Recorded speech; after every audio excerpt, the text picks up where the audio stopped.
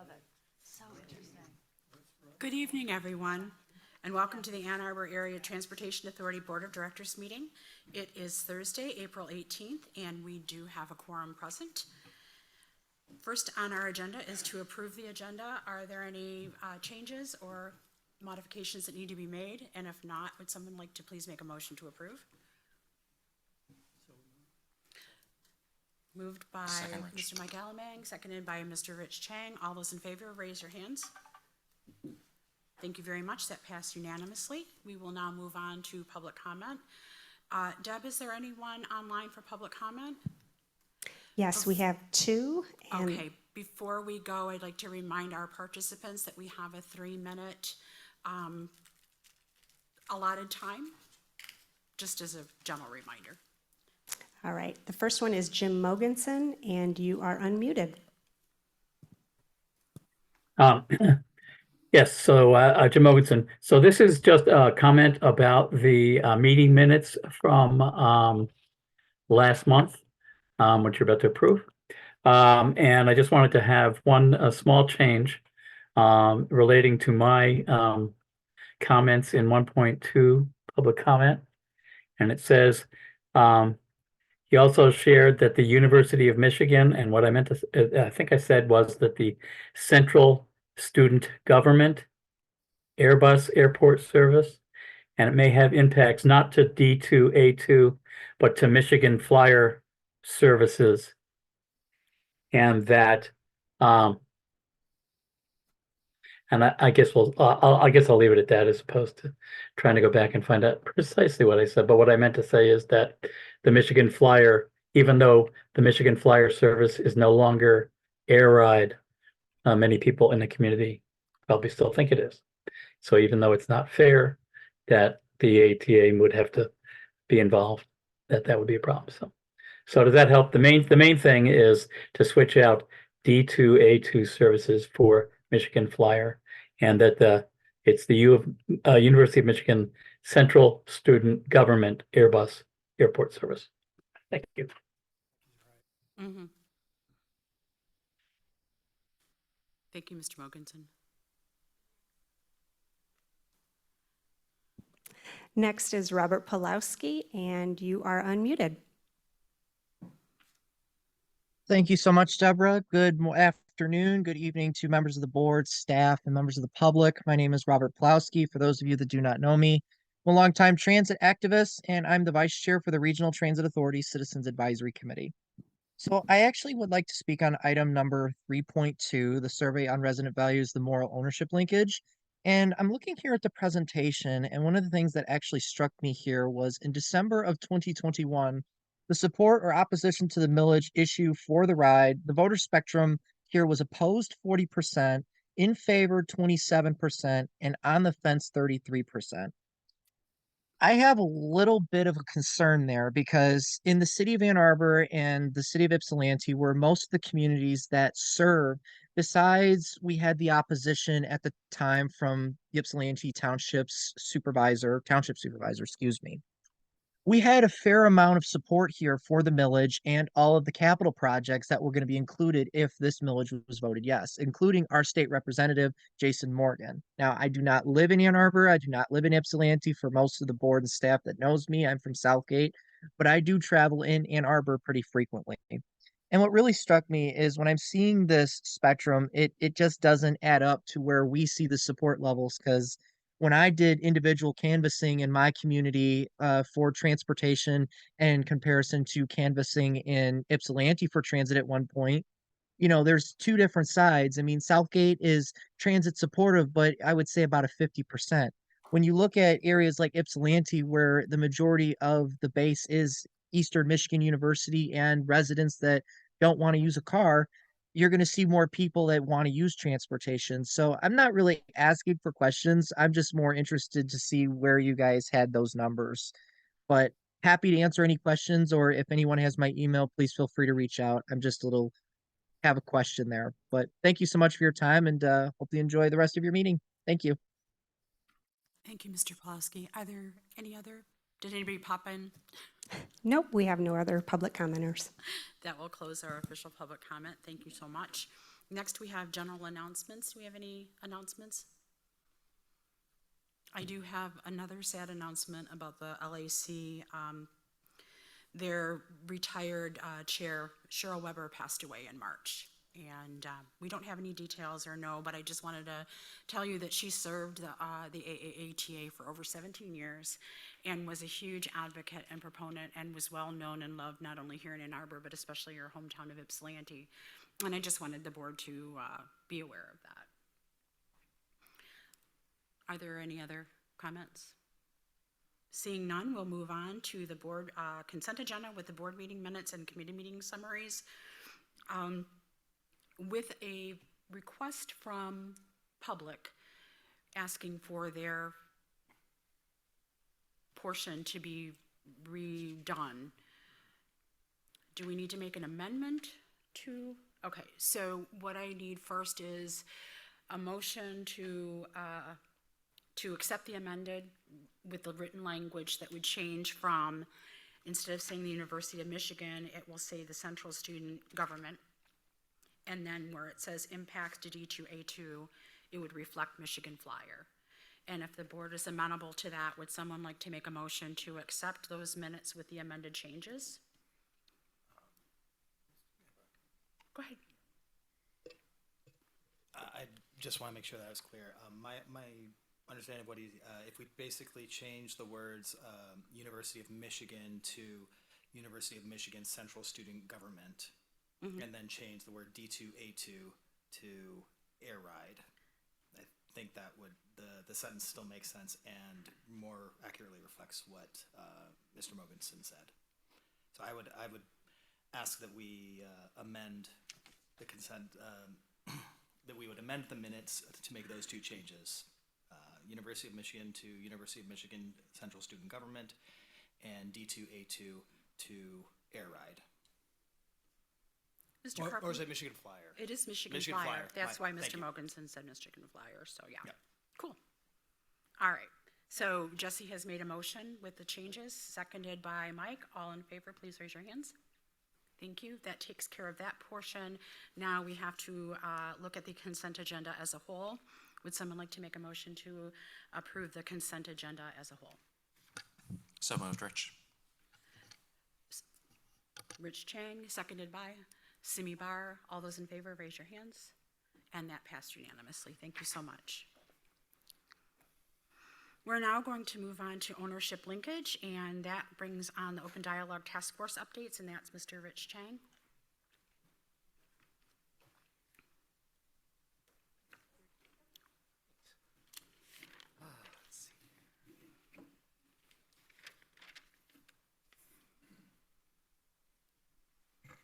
Hello, everyone. Hey, we got slides. All right, cool.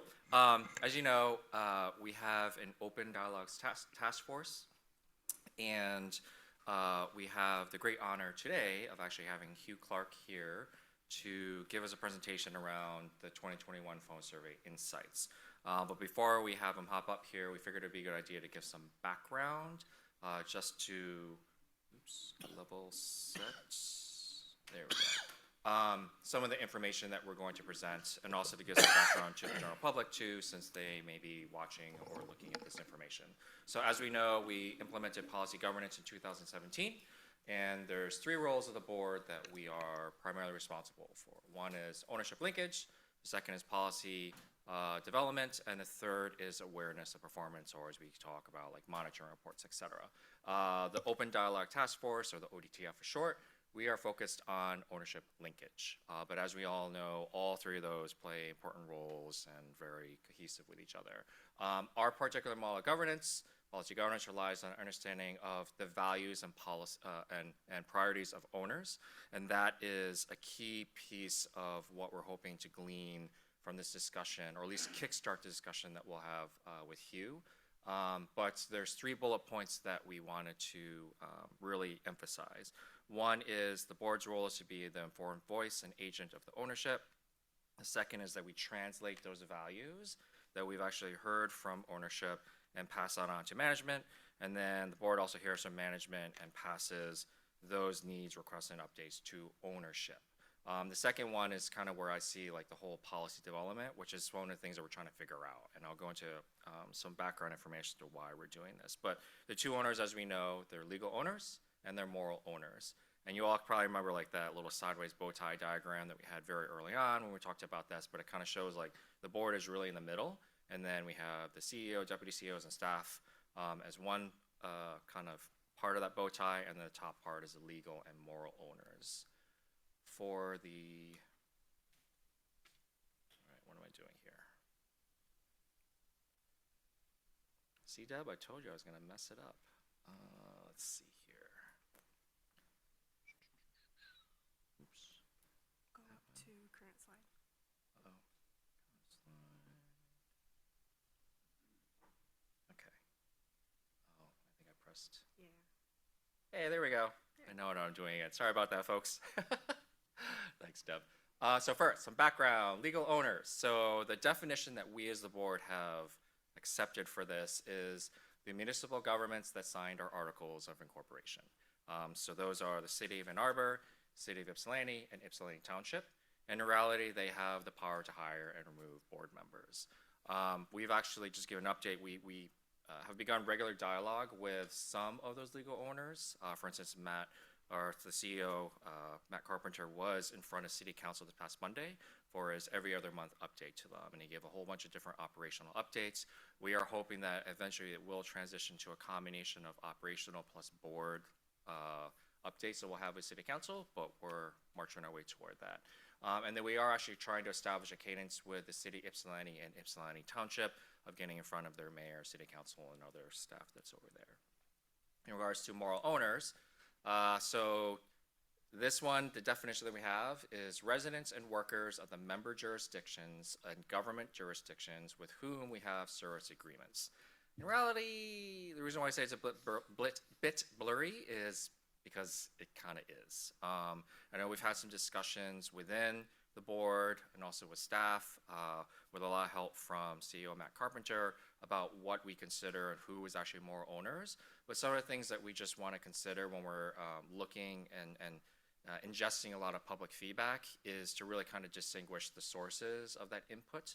And so we have 3 bullet points around that. So it's the owners to whom the board is accountable, and then there's beneficiaries such as passengers, suppliers, and these are folks that are really the consumers of the ride services or resources. And then there's also stakeholders with some other interests in our decisions, such as University of Michigan, who we partner greatly with, advocates, et cetera.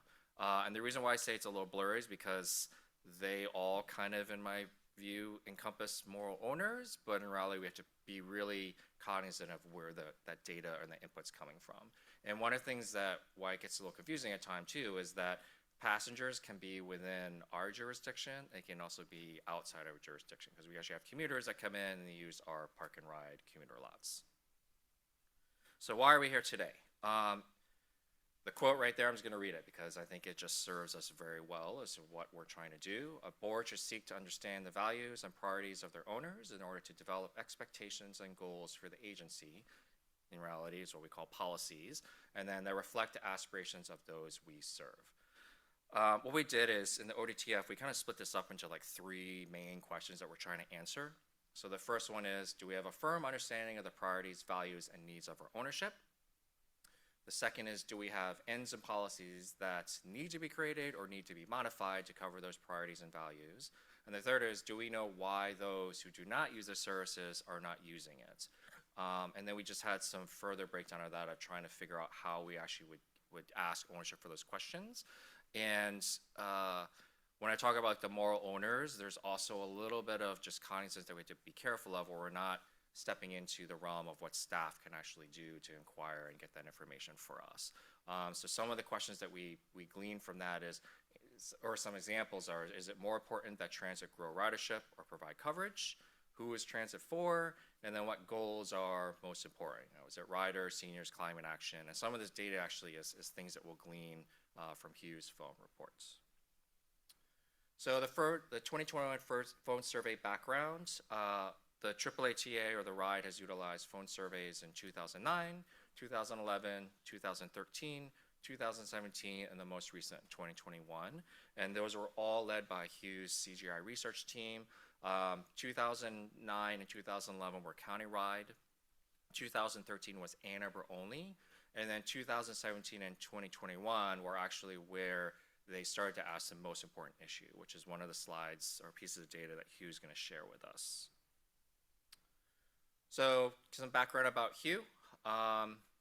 He's here to present information about that 2021 telephone survey and lead a discussion with us. We did have some dialogue and some questions that Hugh pre-answered for us at the time. We'll go through some of those in Q&A, so just there will be a Q&A session afterwards, but he does want to actually get through a bit of the data first before we hop into that particular section. So basically, the ultimate goal that we're hoping for is that this really helps us better understand the values and priorities of area residents. We may not get all those answers today, but I think the goal is that it'll help start some dialogue within the board that we then can start coming with the questions that either we will want to get answers to and try to get those answers ourselves, or we'll pass some of that off to the staff to see if they can help us achieve those particular outcomes and goals. So again, the desired outcomes, there's those 3 questions. I'm not going to repeat them again.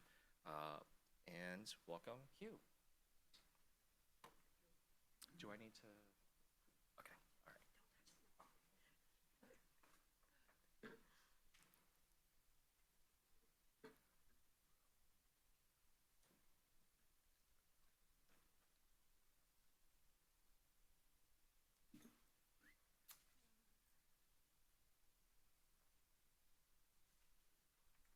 Forward, backward, those 2.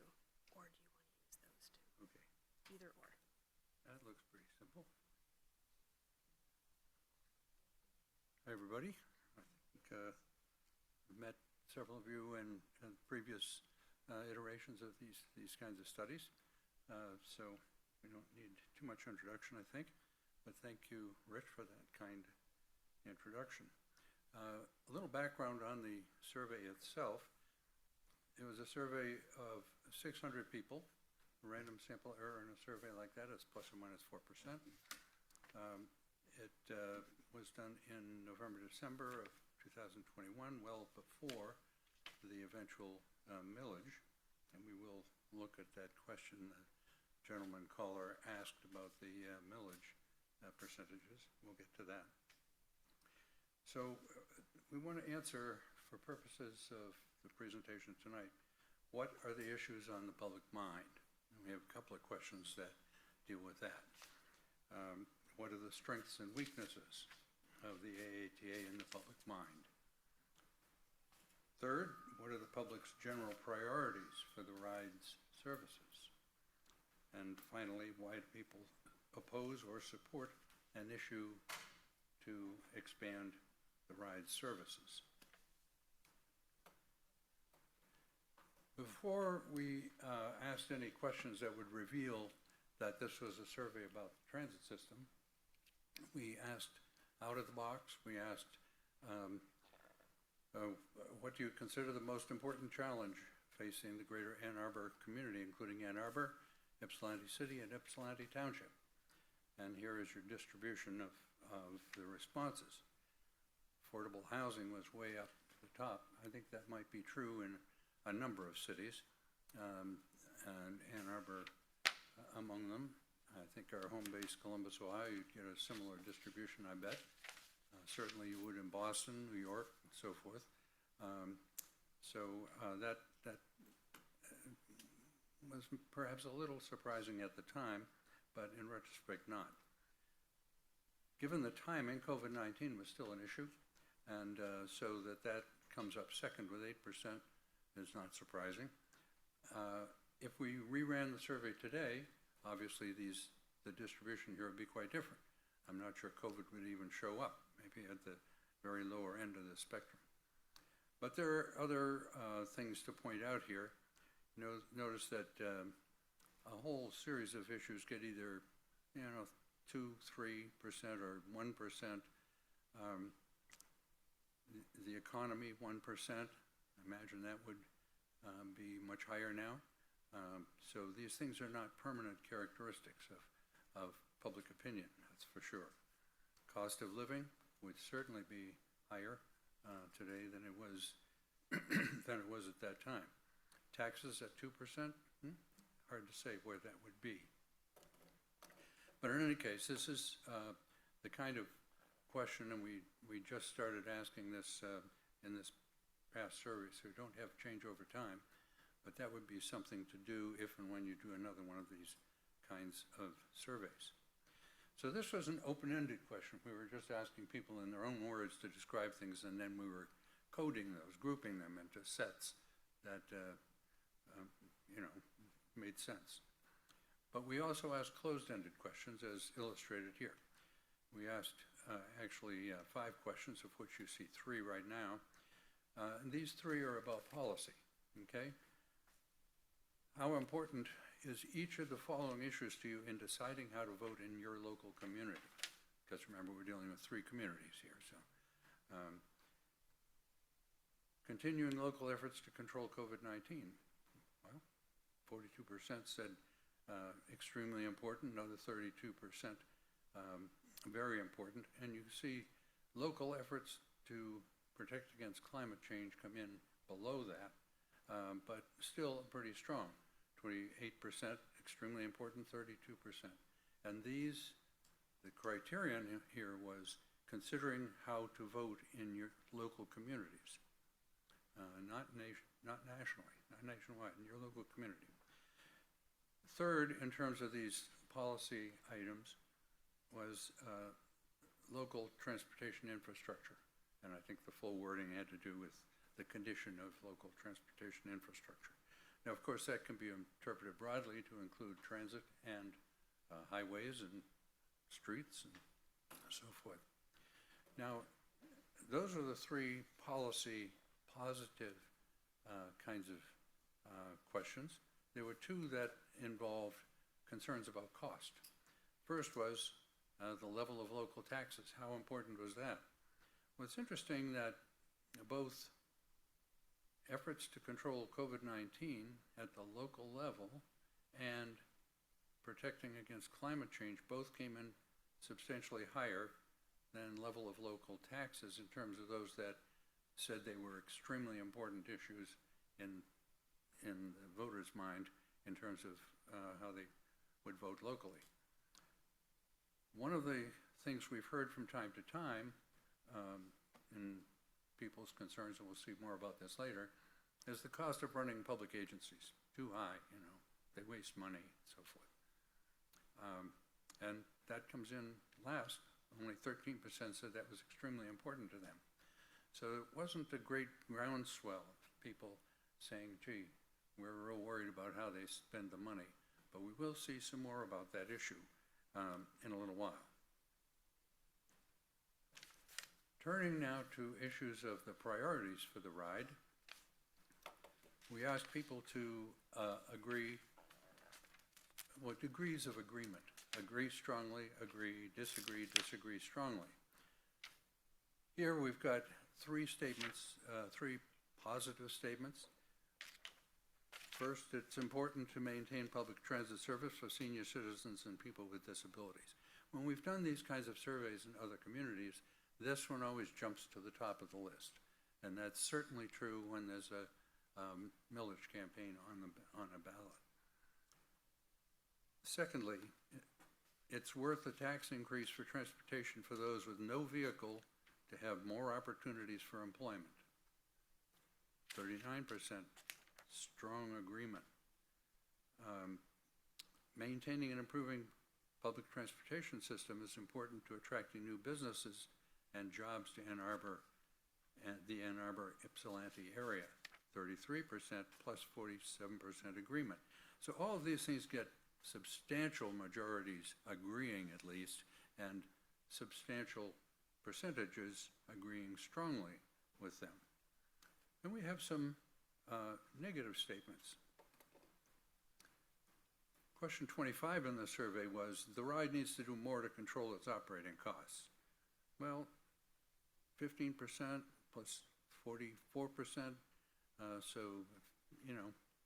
59%, pretty substantial, agreeing that you need to do more to control operating costs.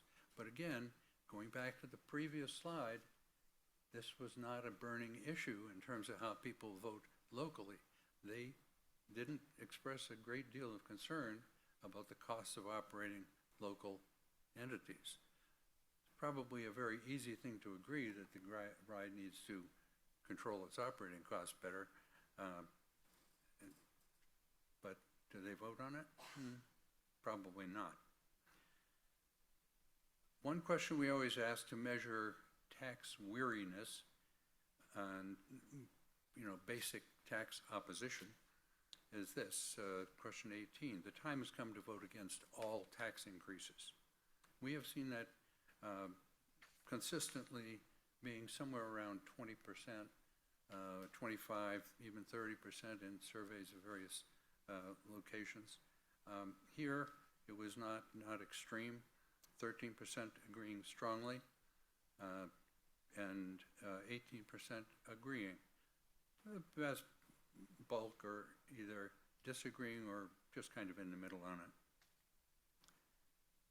One of the issues that I thought might become very important in terms of the millage vote was question 19, next to the bottom in this chart. Other public needs, there are other public needs that should be met before any more money is spent on the RIDE. Notice that 7% disagreed strongly with that, 42% disagreed, and a total of 42% agreed strongly or agreed. So there is some concern out there in terms of the public that the RIDE is, using a considerable amount of the public purse. So in terms of strengths and weaknesses, this should be listed as in between a strength and a weakness. Substantial disagreement with that statement, but some considerable agreement. So you need to be cautious of that.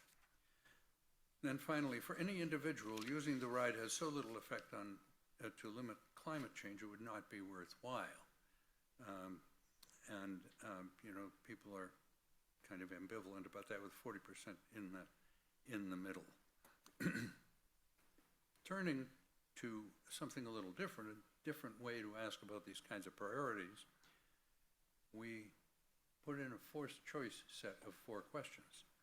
Now this is the basis, which you'll see in the next slide, of something called the analytic hierarchy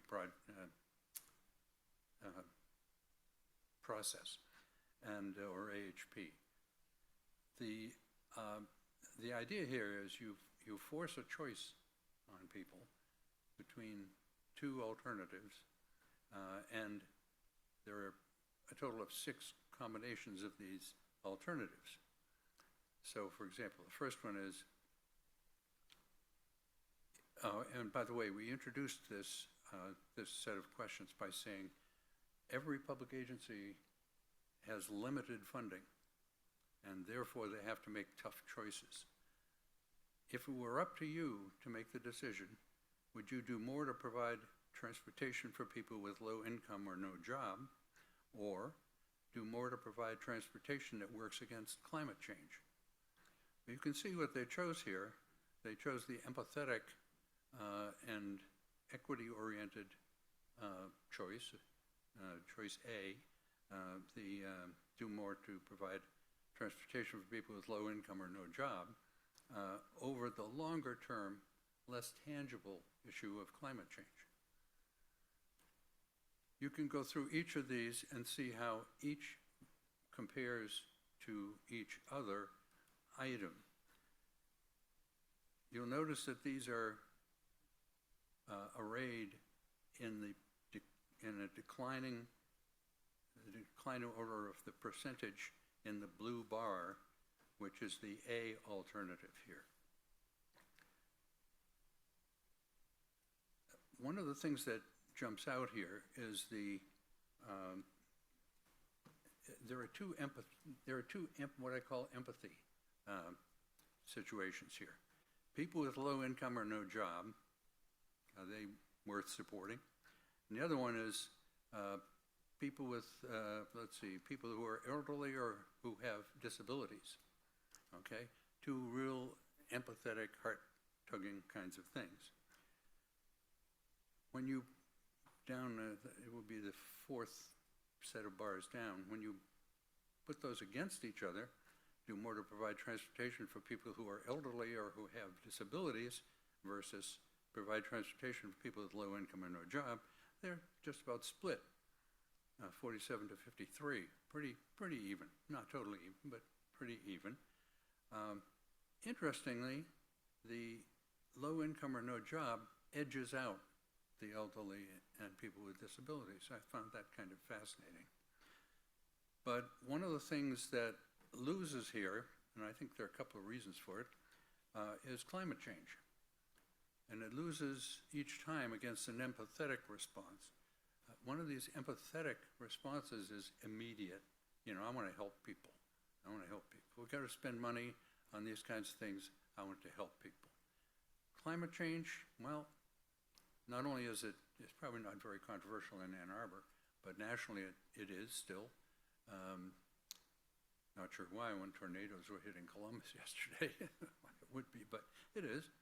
And so it seemed to me that that was a very interesting finding here, that this was, this was an important issue, as we showed in the second slide, but it doesn't hold a candle to the kind of empathetic propositions that justify your building a transit system that serves a wide array of the population. Now, when you conduct the statistics of the hierarchy process, what you find is what's on the next page of your handout. You find that essentially the two, what I call the empathetic responses or points, are essentially tied. 1% difference between them. Sample error is plus or minus 4%, so these are tied.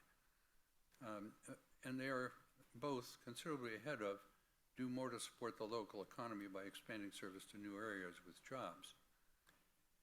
That starts to get a little bit at the coverage question, which this survey was not intended to measure, but indirectly it kind of gets it at that. And then finally, do more to provide transportation that works against climate change. So is climate change important? Yeah. Slide 2, they said, yeah, it's important. But then other information comes through and says, compared to other goals and ends that public transportation is expected to meet, we don't consider that important, compared to everything else. Now turning to the millage, and this is the slide that the gentleman called in about. A little bit about how this question is asked. We don't say, do you favor or oppose this millage? We say, there may be a millage on the ballot. We want to know if you support it strongly, support it, oppose it, or oppose it strongly. And if they were consistent in opposing it, then, either way they could say that I opposed it or I opposed it strongly. They went into the 40%. Now, if you recall, the actual result was 39%. This wasn't bad, a year ahead of time. Now, in favor, you had to either support it strongly or support it, and that was 27%. On the fence were people who gave somewhat contradictory answers. We asked this in a couple of matching questions. And so we couldn't tell necessarily which way they were going to vote. Ultimately, apparently, the lion's share of them, if not 100%, voted in favor of the eventual millage that was on the ballot. So this is a useful way to think about this, because what you'll find, we'll see in, I think, 2 slides after this, 2 or 3, you'll see that, in fact, this is not just a matter of favoring or opposing the levy. It's also predictive of other attitudes that people hold toward the millage and toward the transit system. But before we get to that, we asked people, okay, you told us how you probably would vote for this or against this levy. Tell us why you support it or oppose it. And again, this is an open-ended question. And so we went through and grouped the responses. A lot of the responses were very, very general. You know, we need good transit. Wasn't, I need good transit on my street. This is not a transactional issue. It's not that I want to see this millage passed because I want to use the bus or I want my kids to use the bus. Not transactional. It's just the community needs it. We'll see more about that later.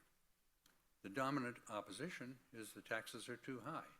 And then you can add to that the increase is too much, because we did ask specific amounts in the survey. There were also the equity concerns that I mentioned before, that we need transit for those with no car and low income. And that was, again, it's an open-ended 10%. And you can go down the list. What you'll see is that there are 58% positive comments and 48% negative comments and some 40% negative comments and a few percent that had other miscellaneous answers or failed to give us a comment at all. But again, you have concerns with equity. You have concerns with some concern with the client, need transit for client 3%. We need transit for seniors and disabled 2%. So again, these are volunteered responses.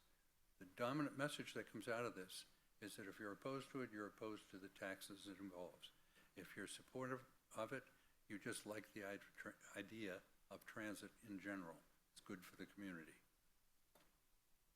not for specific kinds of reason. Now, in their own words, why did people say they supported? Where did we get those coded responses?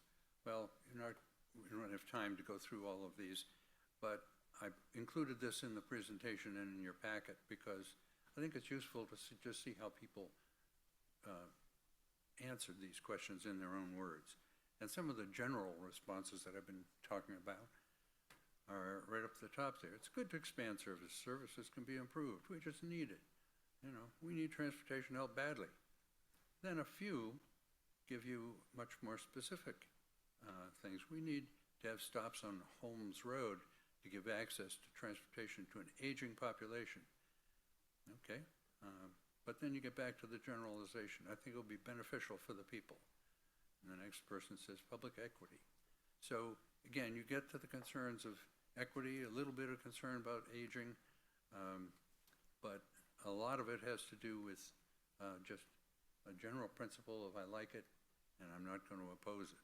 In fact, one person said, I've never voted no in a millage, so I don't think it would start now. I would start now. I think that access to public transportation is important for people who don't have transportation, who cannot drive. Okay, so people, they get into this thing. And in their words, why oppose millage? And if you run down this list, affordability. I love the AATA. Every time we turn around, there's another millage. My wife and I cannot afford to retire. It's out of control. All taxes are too high. All the people who use it don't get charged for it. It's the taxpayers that get charged for it. You know, all of the things that you'll find in a kind of an anti-tax proposition. There were a couple of people said things like, stop taking my money, and taxation is theft. So, and another one got specific. Taxes are already 6 times higher here than in any area in Michigan. It does not feel like a good use of tax dollars. So, taxes, taxes, taxes. If you're opposed to it, you're opposed to it on the basis of taxes. We did get, I think, 1 or 2 that said the buses are running empty, and so might be a good idea to talk about actually the number of people that use it and try to dispel that. but we've seen that ever since we started doing these surveys 30 years ago. And always the empty buses. I remind people that certain times the roadways are also empty, but that doesn't cut into anybody's beliefs. What are their views of the AATA and the RIDE? Well, one of the things that impresses me about the RIDE is that it's embedded in the community culture. And so we developed a question that says, some people say that it's hard to imagine the Ann Arbor Ypsilanti area without the RIDE bus service, while others say the RIDE does not matter much to the area. Which do you agree with? Can't imagine without the RIDE, 84%. That is a heck of an endorsement, an amazing endorsement. I've never seen something like that before. Only 12% said, it doesn't matter much, and a few were not sure. There's another aspect of this that's interesting. We asked people overall, would you say you have a very favorable, somewhat unfavorable, or very unfavorable opinion of the AATA and its local bus service, the RIDE? You can see that 41% fall in that dark green area at the bottom of the column, saying very favorable, and another 40%, or a total of 81%, saying at least somewhat favorable or very favorable. That is a great strength. But there's something else interesting about this. What you'll see is that even among the anti-millage voters, you have 24% saying they're very favorable to the RIDE, and another 43% somewhat favorable. And that's those that are opposed to it, not on the fence, they're opposed to it. Now that does vary with the level of support or opposition. Support is, the favorability is much lower among those that are opposed than it is among those that are in favor of the millage. But nevertheless, even among those that are opposed to the millage, they hold a favorable image of the RIDE. Now, there are concerns, and we're going to wrap up with this slide. There are concerns that the AAT needs to attend to, and I've already mentioned a couple of them. The RIDE needs to do more to control its operating cost, and, oh, the percentage disappeared there, but it would be 59% agreed strongly or agreed. Most of that is 44% who agreed. Relatively few, 15% agreed strongly, and that's probably the most important figure. But the 44% that agreed, something you've got to pay attention to, because those kinds of things sow doubt.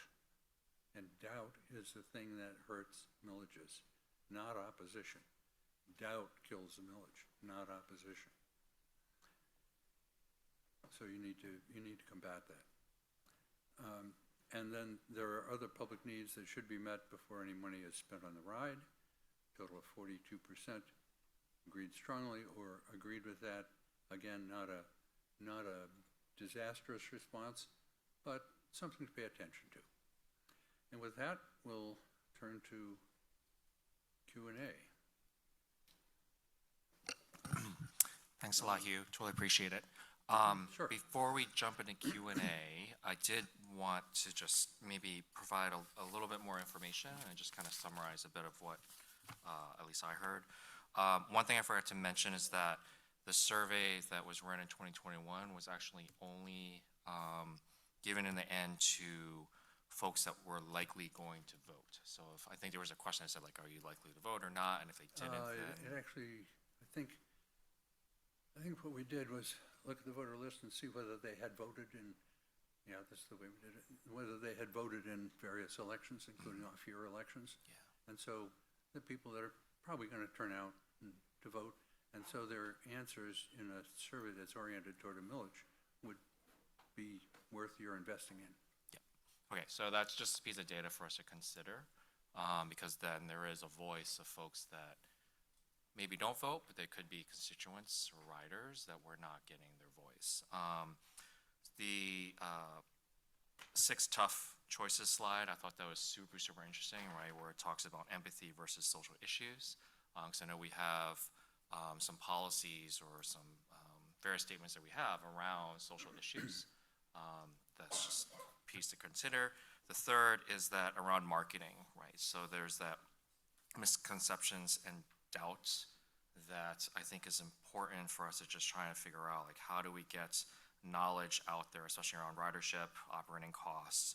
But I think the LRP rollout will help with that, especially as people are seeing the results of the work that the staff in particular is rolling out through the LRP plan. And then the fourth is really just, I think, the crux of what the ODTF is really trying to find out from the board is, in regards to priorities and values, do we have enough data or not from the phone survey or other pieces of data in conjunction that we have around that? And if not, what do we want to know? And then how would actually achieve answering those questions or getting that data, right? Is it, do we expand another survey? Or do we have staff potentially hold sessions with the general public to get more feedback? Do we as a board also, as part of the ownership linkage, actually start interacting with potential groups that interface with some of those staff? And this kind of goes into that discussion that I mentioned, where it's a little blurry as to who exactly moral owners are, because I think that also affects like how we actually outreach and do that. So just something to keep in the back of your mind. But I'll stop gabbing for now and open the floor up for anyone if you have questions. The floor has been open. Do we have any questions from our board? Susan, and then Mike. Thank you. I really appreciated your survey work prior to the work we did with the millage. It was very helpful to understand. Thank you. I have a question both for us as a board and then a question for Hugh. The question for us is, we get to legal owners and moral owners. Nowhere in here do we talk about the voters for millages. We talk about moral owners, including government jurisdictions with whom we have a purchase of service, but we don't talk about the voters as owners. And I think that this is something we should be exploring, because I think the people that voted, at least from what I'm hearing from their responses, they feel very much an ownership over what we're doing. So I think that's something for us as a board to really pursue. And then one of the questions I had raised in the committee was, we talk about trying to elicit from our owners their thoughts. This is a completely different subgroup, or a different group. These are the voters. And I still don't know what our owners, our legal owners, think about us. And I guess my question for you is, how would we pursue gathering information about values and priorities from Ypsilanti City, Ypsilanti Township, and the City of Ann Arbor and their leadership? Because I can tell them what was found from a phone survey, but I still don't know what their thoughts are. And those are that bow tie is a really good illustration, but this doesn't tell me what those legal owners are thinking, Well, unless they're doing their own survey work. Sometimes we will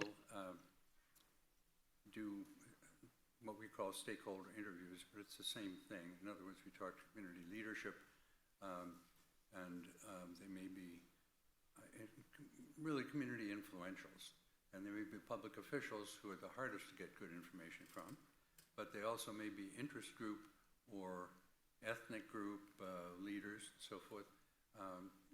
But we go through a process of having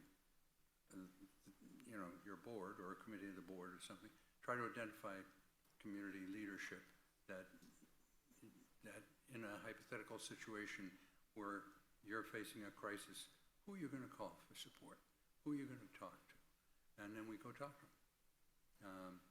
And just, it's qualitative information. It's not quantitative, but it does give you very solid information about what's needed. And if I could just ask one more question, which is more about the process. If you could explain a little bit about who is answering this. Nobody that I know has a landline anymore. It's all cell phones. Every time I take a flight, and Delta is after me with a survey, so it's Sure. like survey exhaustion. I go to the Yep. post office, please give us a response.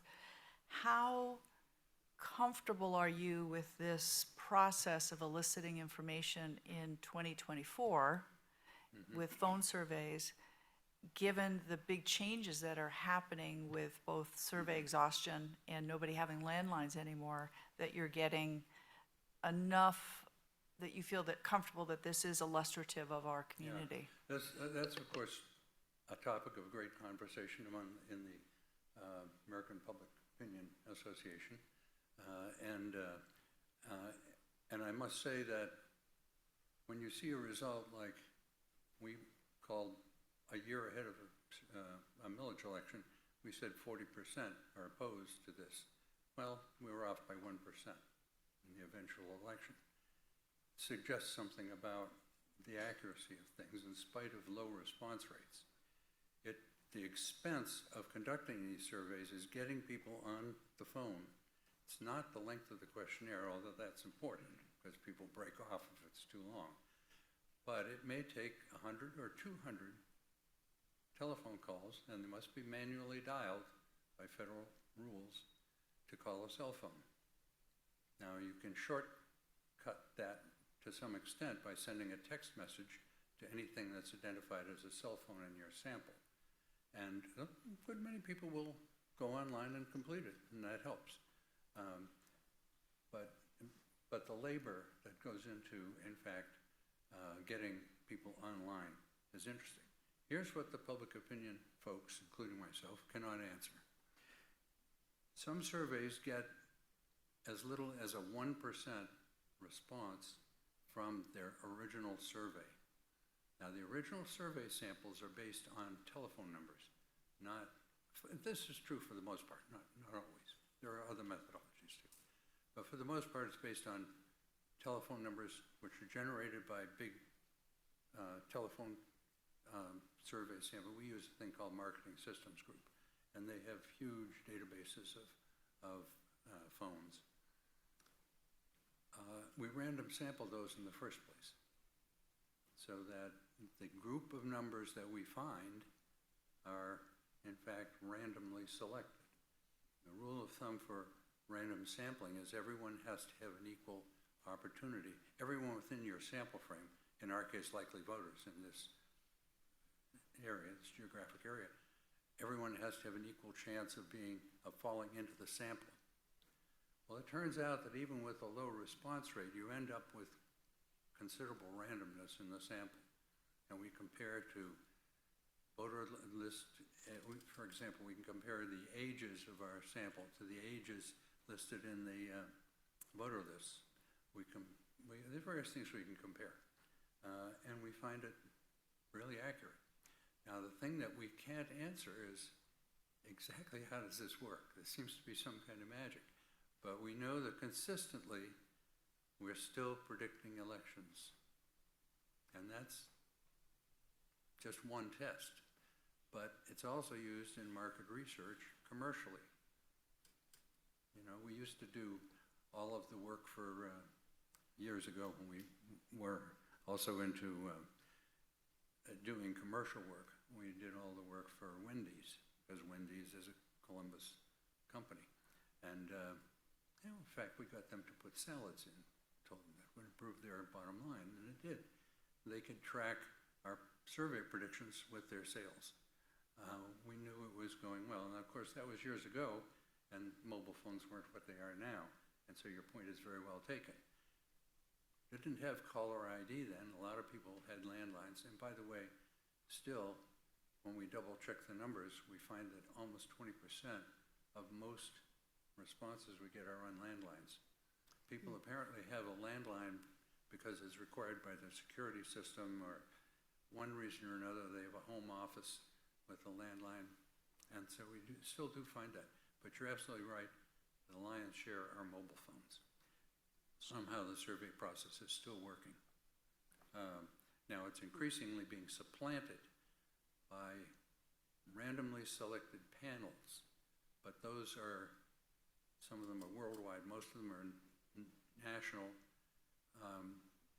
This panelists in these surveys, if they're really well done, if the panel is really well constructed, and there are very few that are, But if it's really well constructed, a sample of households will be selected, and people will be interviewed, the demographics determined, they'll be offered a stipend.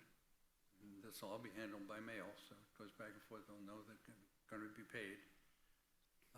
And then they're asked to participate online. If people don't have a good connection, internet connection or computer, then they will be given both. So that is a coming technology. It's not here yet for a small area. Mike? Timing an issue, Matt? Or no, I'm not speaking loud enough? Okay. I was trying to interpret hand signals. Go ahead, Mike. Yeah, my question actually was going to be pretty similar to Susan's second question, having to do with sampling. So I'll just make a comment particularly. There were a number of board members here tonight who were not part of the board when we did the millage, and you did the survey for us. And you mentioned, of course, a lot that was in that survey. I wanted to point out a couple of other things. Yes, Hugh was very accurate in terms of predicting the vote. Another thing that, and of course, these kind of questions that he went through were really helpful in terms of how to tailor the campaign and what to emphasize and those kind of things. And I'm sure it was also valuable to Matt relative to providing services and what are the importance of certain ones versus the other. But a thing I particularly wanted to emphasize, it was very important. We had lots and lots of debate about how much of a millage to go for. And there was a great divergence of opinion on that. And we were getting comments from people in the community that were very big supporters of transit, but were very negative about doing anything other than a renewal. And Hugh came through and really, his polling really told us, and he really emphasized with good reasoning why we should go and do bigger than what a lot of people were thinking would be wise, and provides additional services because of that. And boy, was he right. We went along with you, and I have no doubt we would not have been so bold without Hugh's data and you convincing us that it was good data. But let me say though that it took a lot of courage on the part of the board and Matt to go ahead with that, because I could have been wrong. You sure weren't though. Any other questions? I'm going to take Julie, and then we'll do Jesse. Thank you. I guess this makes sense to me from a millage perspective. I think if we're looking to policies around users, a group that I don't see represented here is the large population in our communities that are relatively transient, right? That live here for, 5 years or less, that are very likely using our services. I don't know if you have any thoughts about that, or it's maybe just more of a statement. Well, if I understand your question, you're saying we don't have users represented in this survey as a group. I guess it's if you're looking at likely voters, because we have such a large percentage of our population, including those that do use our services, who are only here for a short time. I was in a meeting Monday for a different community survey, and a huge percentage of the adults in that survey had only been here for a few years and were planning on leaving within a few years. And so I think if we're looking at likely voters and we're thinking about usage versus voting behavior, that's maybe a group that we're missing in this piece in terms of I think that's probably values. True. Yeah, good point. Jesse.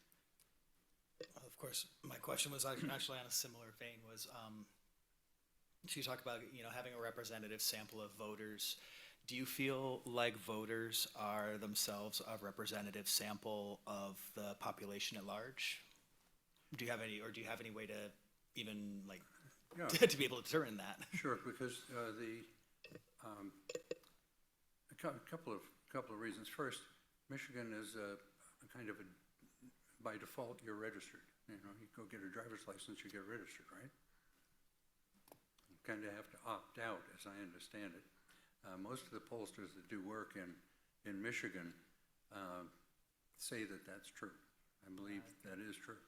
No, I think we actually do have to register. I very distinctly remember registering to vote, and voter registration is a pretty big activity every year. I think that's a Secretary of State change that's fairly recent, because my daughter's 18 and she was automatically, if you have a license, you have to opt out of registration now. Implying I'm not 18 years old. I mean, I think your children are probably happy about that fact. But I'm not sure, and I know that happened fairly recently, so I don't know that So that would have been captured here in this data. Yeah, it may not be. It's good, very good. A good point. One of the ways you can test this stuff, though, is when you get your sample, you can look at the age distribution of the total voting population, compare it to your sample, to be sure that it's not way out of line. And typically it's not. So there are ways to approximate a test. Did you get everything you needed? Okay. Are there any other questions?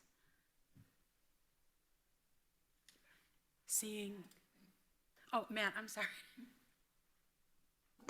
Thank you. Just a couple. Hugh, if memory serves, you've worked for many transit agencies doing this sort of work. I'm looking on page 3 where you have that initial graph of sort of the priorities in the respondents. And by far the largest one is affordable housing.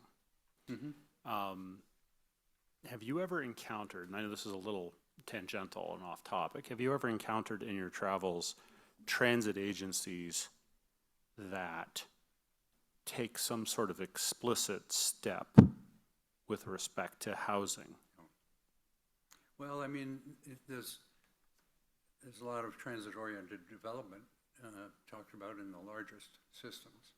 But in some of the smaller systems, we work with some large systems like Westchester County, New York, but by and large, systems like TheRide or maybe like Raleigh, Durham, or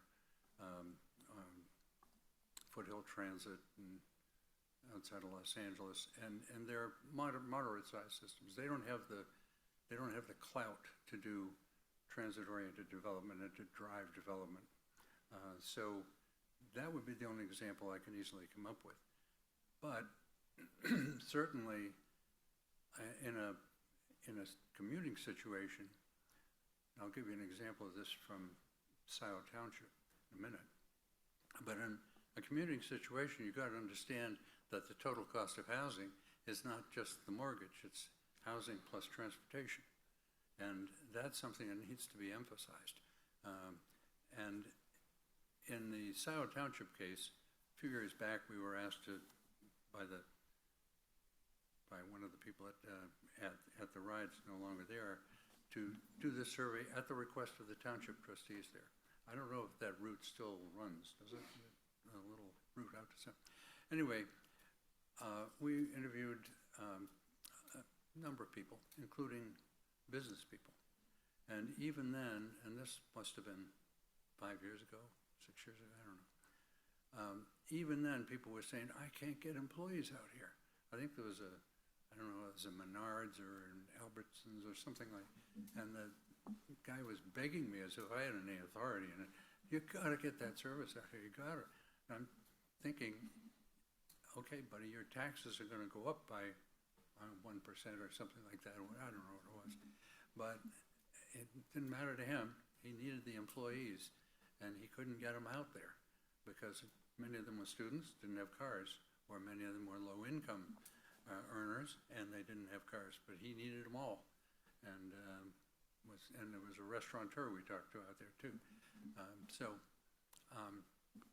That housing as part, I'm sorry, transportation as part of the total housing cost is, I think, a very important issue and one that needs to be spread in terms of public relations. Very good. And actually, Scioto Township has just decided to renew and restore their millage for another 10 years. So they're going to the voters, I think, in August. So thank you. My second question has to do with some of the graphs. This is more tactical. Has to do with some of the graphs that are trying to gauge the overall perception of the agency. A great strength of the ride on 17. What's your overall opinion of the ride? Favorable, on the fence, opposed, and we see, some people opposed, some people strongly in favor, and other people in the middle. You see again that section in the middle in other graphs, and I think you sort of reflected that those are the areas where you could see doubt sort of creeping in, that people aren't sure, and that it could be swayed one way or the other. And you and I have spoken in the past that people on either end who have a strongly held opinion probably not going to change their mind. Right. Or it's going to be so hard to change their mind it's to be virtually not worth the trouble. But that group of people in the middle, that's the swing voter. They're the people who are likely going to sway the election. What sorts of things can a transit agency do, even in a relatively strong position like we have, to remove doubt, to continue to demonstrate to likely voters or residents in general that we are worth the value, we are worth their support, and take that undecided group down and sort of win them over? A couple of things. I can give you one example. A very small community where my wife and I lived for, 20 years, 25 years, I guess, and put our kids through the schools. Well, it's a very wealthy community. It's called Bexley, and it's a suburb of Columbus, separate city, but only 5,000 households.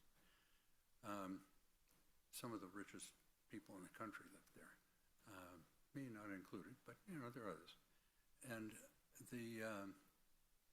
they put a millage on the ballot. And millages in Ohio for schools, they're not little.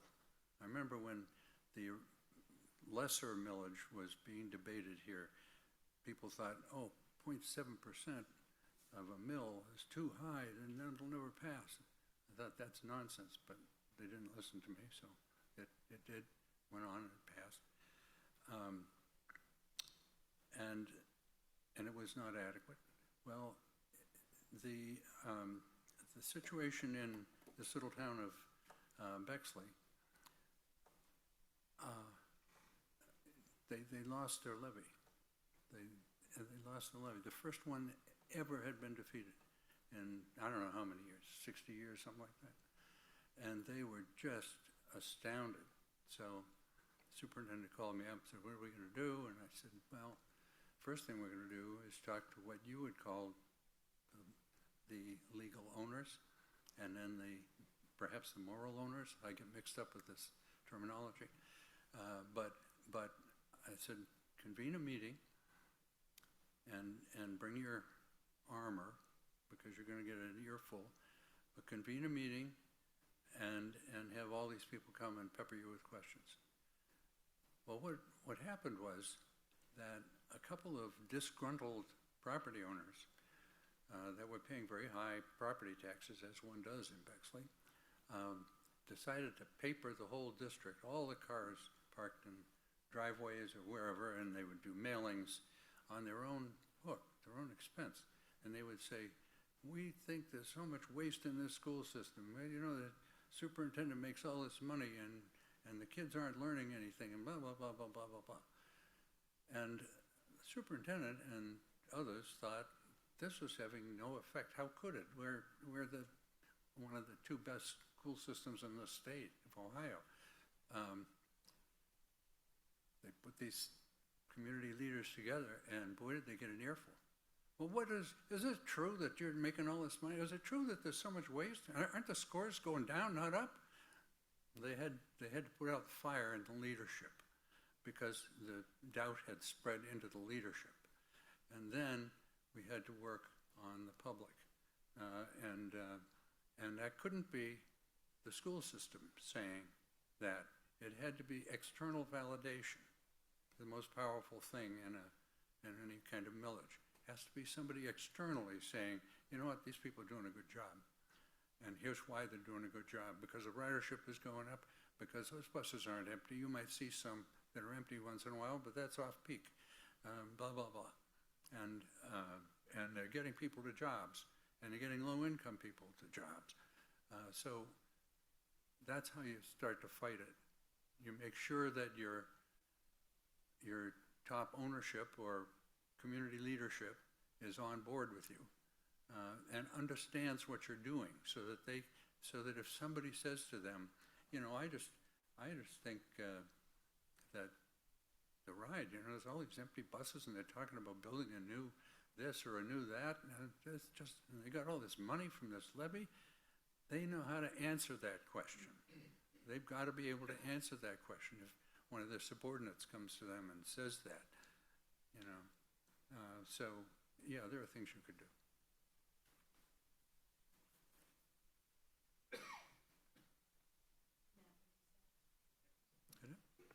Okay, thank you. Thanks, Matt.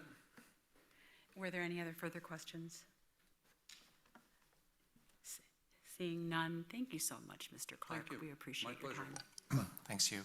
I did want to further a little bit of the conversation, though, because I mean, one of the main reasons for having Hugh come out here was for us to at least start a conversation around, do we feel that we, as a board, have a really firm understanding of the values and priorities of our moral owners, legal owners, et cetera.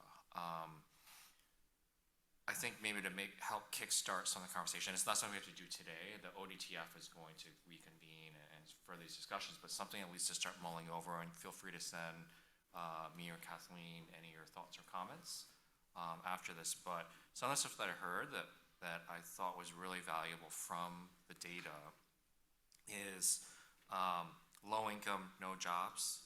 Right? Do we have the ends and policies that fit some of these priorities? And low income, no job riders, I think, is something that translates into policies and ends around fares. And I could be completely wrong, but these are some of the lines that I drew. In regards to elderly and disabilities, that's really around access. And then one of the big questions that we've been trying to figure out, because is those who do not use our service. And that's something that we hear a lot from each of us, where we talk about how do we increase ridership. So something I think for us to just consider, and I think the answer is yes to what I'm about to say next, is do we have ends and policies that cater to those around fares, access, and increasing ridership? I think we do, but are they comprehensive enough, and do we actually maybe need to modify or add to that suite of policies and ends that we're having Matt and the team work with? So that's just what I want to kind of close this out with. Thank you again, Hugh, greatly appreciate it. And then let's just continue internal dialogue around with the ODTF and then with the board overall. That would be great. Rich, can you remind everyone when is the next ODTF meeting, to give them some sort of deadline to frame their questions and send them in? Well, that's a good question. We don't have a meeting Okay. set yet. All right. So once I have that, I'll send that out to the group, and then we can have a deadline based on that. I love that. Thanks so much. All right, that concludes.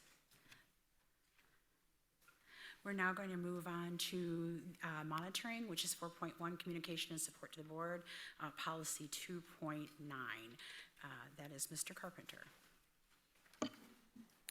Thank you, Madam Chair. So you have the monitoring report for 2.9, communication and support to the board, in your packet. Begins on page 34. This is one of the few policies that doesn't go through a committee prior to coming directly to the board, but we did get, I think, 5 to 6 respondents, and so I appreciate those board members who were able to weigh in. I'm happy to report, you'll have the report in your packet, all green, 100% for the survey responses. But I do want to ask you, if you might, indulge me to turn to page 56. In your packet. This is the very helpful color-coded history of compliance for a particular policy. And there's a mixture of green and red on this graph for this year, and I want to take a moment and explain it because it's not a Christmas theme. So I want to take a few things. So what it is there were repeated instances of non-compliance. A lot of the things that are red this year were yellow the previous year, and so to be perfectly blunt, I graded myself harshly for repeated issues. Some of them are real errors on my part, and I will be clear about those as we go through them. I will take a little more time to go through this one than I have in some of the other ones before asking you to vote on your degree of acceptance for the policy. So very quickly, towards the bottom of that chart on page 56, I'm going to work my way up. You see policy 2923. This pertains to making sure that I will not hinder access or expressions of dissent to you from the organization or from anyone in the community. I dinged myself in previous years because I adjusted my interpretation and noted that we really need to have a better whistleblower policy, not because anything had happened, but just as a general sense. And then I'm going to be honest, I said I'd have it in place by last September. I did not meet that deadline. Perhaps later this evening we will come into compliance, coincidentally, but during this monitoring period I want to be right up front with you. I was not in compliance with that one, and because it sort of rolls and cascades up, that's why directly above it 292 is also non-compliant. So I want to be up front about that. Just above that 2915, which I think is more interesting, this one's also non-compliant. I'll ask you to turn to page 44 in your packet because this one's, I think, a little more detailed. So on page 44, you'll see policy 2915. This is the infamous no surprises clause. This is the overall one where I'm supposed to make sure you guys are not caught by surprise or blindsided. And you have identified in advance several areas of what we call incidental information that you knew in advance you wanted me to provide. And although we did well on most of it, we did miss two of them, and that's why it's non-compliant. First one is H. This has to do with the innovation presentation that we received actually just a month or so ago. When I looked back through my records, I was embarrassed to discover I hadn't done it the preceding year. So that's entirely on me. I have no excuse for that. That's just an error on my part. So during this monitoring period, it was not compliant, but we are already compliant with it, having done it in this current monitoring period. Further, just above that is point D, timely notification of execution of budgeted items over $250,000. This is a more complicated, if relatively minor one. You may recall the previous one there, I got a little turned around on this one and confused it with my signing authority, which is also $250,000, and I conflated it a little bit at that time. We did clarify it, and then after I simply failed to put in a corrective action, and that's entirely my fault. When we were preparing this report this year, I realized my oversight. I have put that corrective action into place now, but I want to be clear during the monitoring report, we were not compliant with that expectation. I should note there are board comments on this in the survey on page 64, primarily pertaining, I think, to the timing of this, and also a CEO note from me on page 57 pertaining to my interpretation. I did shift it a little bit from any expense over $250,000 to notice of contract award. That's a big difference, and if any of you would like to ask me questions about that, I'm more than happy to engage in a discussion there. So for that reason, 2915, I dinged myself and said it's just not compliant, although the majority of it was those two things because they were repeat offenses, so to speak. I said that matters. And then finally, 2911 has to do with the deadlines or targets for submission of these monitoring reports on time. That is on page 40. Long story short, we were 45% on time during the monitoring report, which is better than the 33% during the pandemic, but a long way from the 90% that I had set as a target. So my intent is to come into compliance with this one by the next time you receive this report again in March. And it has not escaped my notice that this report itself is a month overdue. For anyone who wanted to point that out, I saw that. And then finally, there is a board comment on board comment in the survey, page 61, pertaining to policy 2917, which I call the tattletale policy. It is a policy that requires me to report on you if any of you violate any of your own governance rules for yourselves. And there was a comment in there from a board member, even though it was 100% in green, that you may wish to consider. There were several comments in the board member survey. I'll let those authors speak for themselves if they'd like to. So with that, Madam Chair, I present the report. I'm asking for it to be accepted as partially compliant, although I do acknowledge there are several areas that need more work. They are either already compliant or I have put in corrective actions to make them compliant in the next period. So with that, I'm happy to answer any questions any of you may have. Thank you, Mr. Carpenter, and I appreciate your candor and your willingness to adapt your interpretations and your data. And I know that this probably was a hard monitoring report for you, but I think that it shows your good stewardship towards the board, so thank you for that. We'll open it up to questions for the board. Mr. Carpenter had alluded that there were several interesting comments from board members, and if you'd like to refresh us on your particular questions, if you feel that you want to raise them now. If not, we can entertain any and all questions. And Mike, you wanted to go first? Yeah, Matt, you mentioned 2917 last, and I did make a comment on that in terms of your interpretation, which I thought didn't cover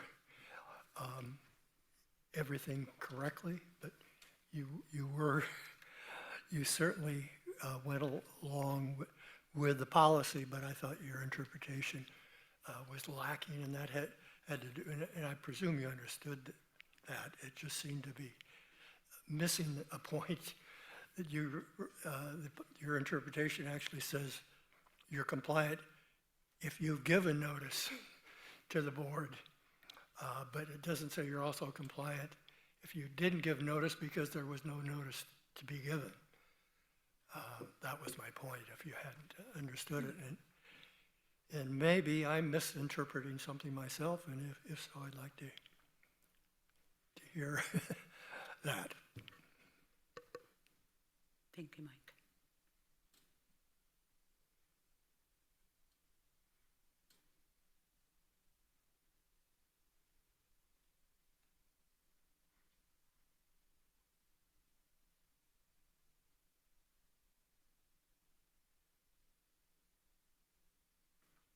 Thoughts, sir? This one's always been a bit of a challenge. If nothing happened and there's no violation, how do I prove to you that I complied when I didn't say anything? It's a sort of the classic proving a negative sort of situation. But I do understand, Mike, your point a little bit better now. And I see sort of the wording jujitsu that perhaps needs to go on there to make this make a little more sense. I hope the intent here was that if something's wrong, I'll say something. But I think I get your point. That was obvious, and that's why I didn't say no in terms of a reasonable interpretation. But if you take your interpretation literally, you were not compliant. Yeah, I didn't provide notice. Yeah, I didn't provide notice that everything went well. Yeah. That's a fascinating conundrum. Thanks for pointing that out. Do we have any other questions from the board? Go ahead, Rich. Yeah, so I was the one that actually asked a bit about the use of the word timely. Because I feel we as a board either need to give some guidelines to the CEO as to what exactly timely is defined as. Because like I mentioned in one of my comments, like CEO kind of self-imposed a particular timeline on one of them, and I said like, well, I didn't meet it. And I'm like, well, is that fair or not? I don't know. And I don't know if maybe we want to say like timely from a like plus or minus a month of the actual due date or something, right? Because I know there's stuff that happens. There has been times that the CEO has come there and said, look, we have a lot of stuff going on right now. It could be something that's happening with personnel, or there's just so much on their plate that they can't get to it, and we've been fine with that. And the reason why I bring this up is that bigger picture, reading through this report, it also made me kind of self-evaluate myself and then us as as a group, as a board. And for instance, like in this one, we only had 5 out of 9. Do we have 9 or 10? 6 out of 9. 6 out of 9 board members participate, which is better than some of the other ones that we've done. Because there's been times I think we had like maybe 4 or 5 that responded, and I personally I feel bad that we are putting these requirements and measurements on the CEO when we're not really upholding ourselves to also take that effort that he and the staff are doing. And in my view, it's kind of like we're not really respecting the effort that they're doing. And so part of me was also wondering, is that something that we as a board might want to set some kind of metric that we also want to achieve, where a certain percentage of the board actually responds to these. And if we don't, then I kind of feel like we shouldn't be able to ding the CEO when they sometimes slip and don't miss. Because like you said, like this one, there was a lot of red in this little Christmas tree looking chart. But I don't know, I don't think we're upholding our end of the agreement that we have with that, especially around monitoring, which is one of the big 3 areas that we're supposed to uphold as part of policy governance. So the 2 things are, do we want to define a little more around timely, and then 2, what can we as a board do to be a bit better in regards to how we respond to these?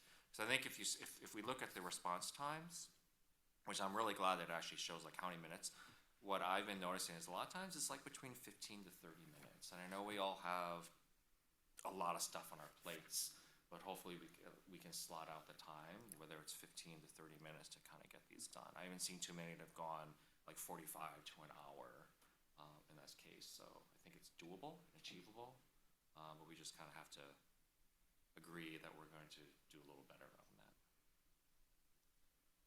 Duly noted. That has been a source of wondering over the last couple of years by myself. The problem also with that is that we are appointees and we all volunteer, and there are things that also come up in our lives. And I've also noticed that some surveys we will get all 9 of us or all 10 of us. And then maybe perhaps because right now we're in the middle of, as school is wrapping up and things, we have teachers and, professors and things like that. So, I mean, I don't want to negate what you said, because I believe in what you said wholeheartedly. It's just that I don't know how at this point to be able to enforce something like that, because we are all volunteering for this position. But on the other hand, I believe that if we got an 80% to me would be a viable number. And why I think 80% is, again, for all those reasons. We have things that come up in our personal lives. It could be something as simple as, the car died and everything runs amok for a year, or we lose a loved one, or, or something is happening at school or on our jobs. And so, it's mindful for us to be able to be understanding of that. But on the other hand, you do bring up a very good point. We do look at these monitoring reports at the end of the year. I do go through and I look at everyone's participation. And there was no one that really stood out in terms of like an egregious amount of numbers of missed. So sometimes it was just, again, that one time everybody, all 9 or 10 of us did it, but that next month there were only 6 of us. And I don't know how to fix that. And I don't know that it is fixable, and I would love to hear any other comments from board members on their thoughts on that, in addition to any comments that you might have on the report itself for Mr. Carpenter. Jesse.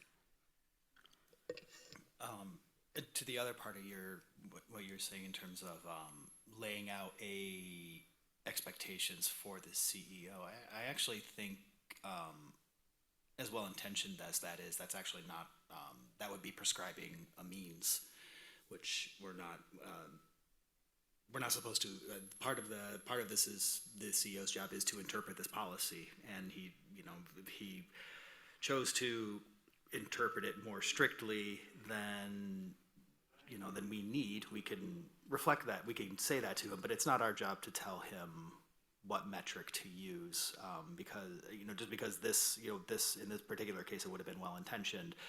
If we were to start prescribing metrics for other policies, it would become rather problematic.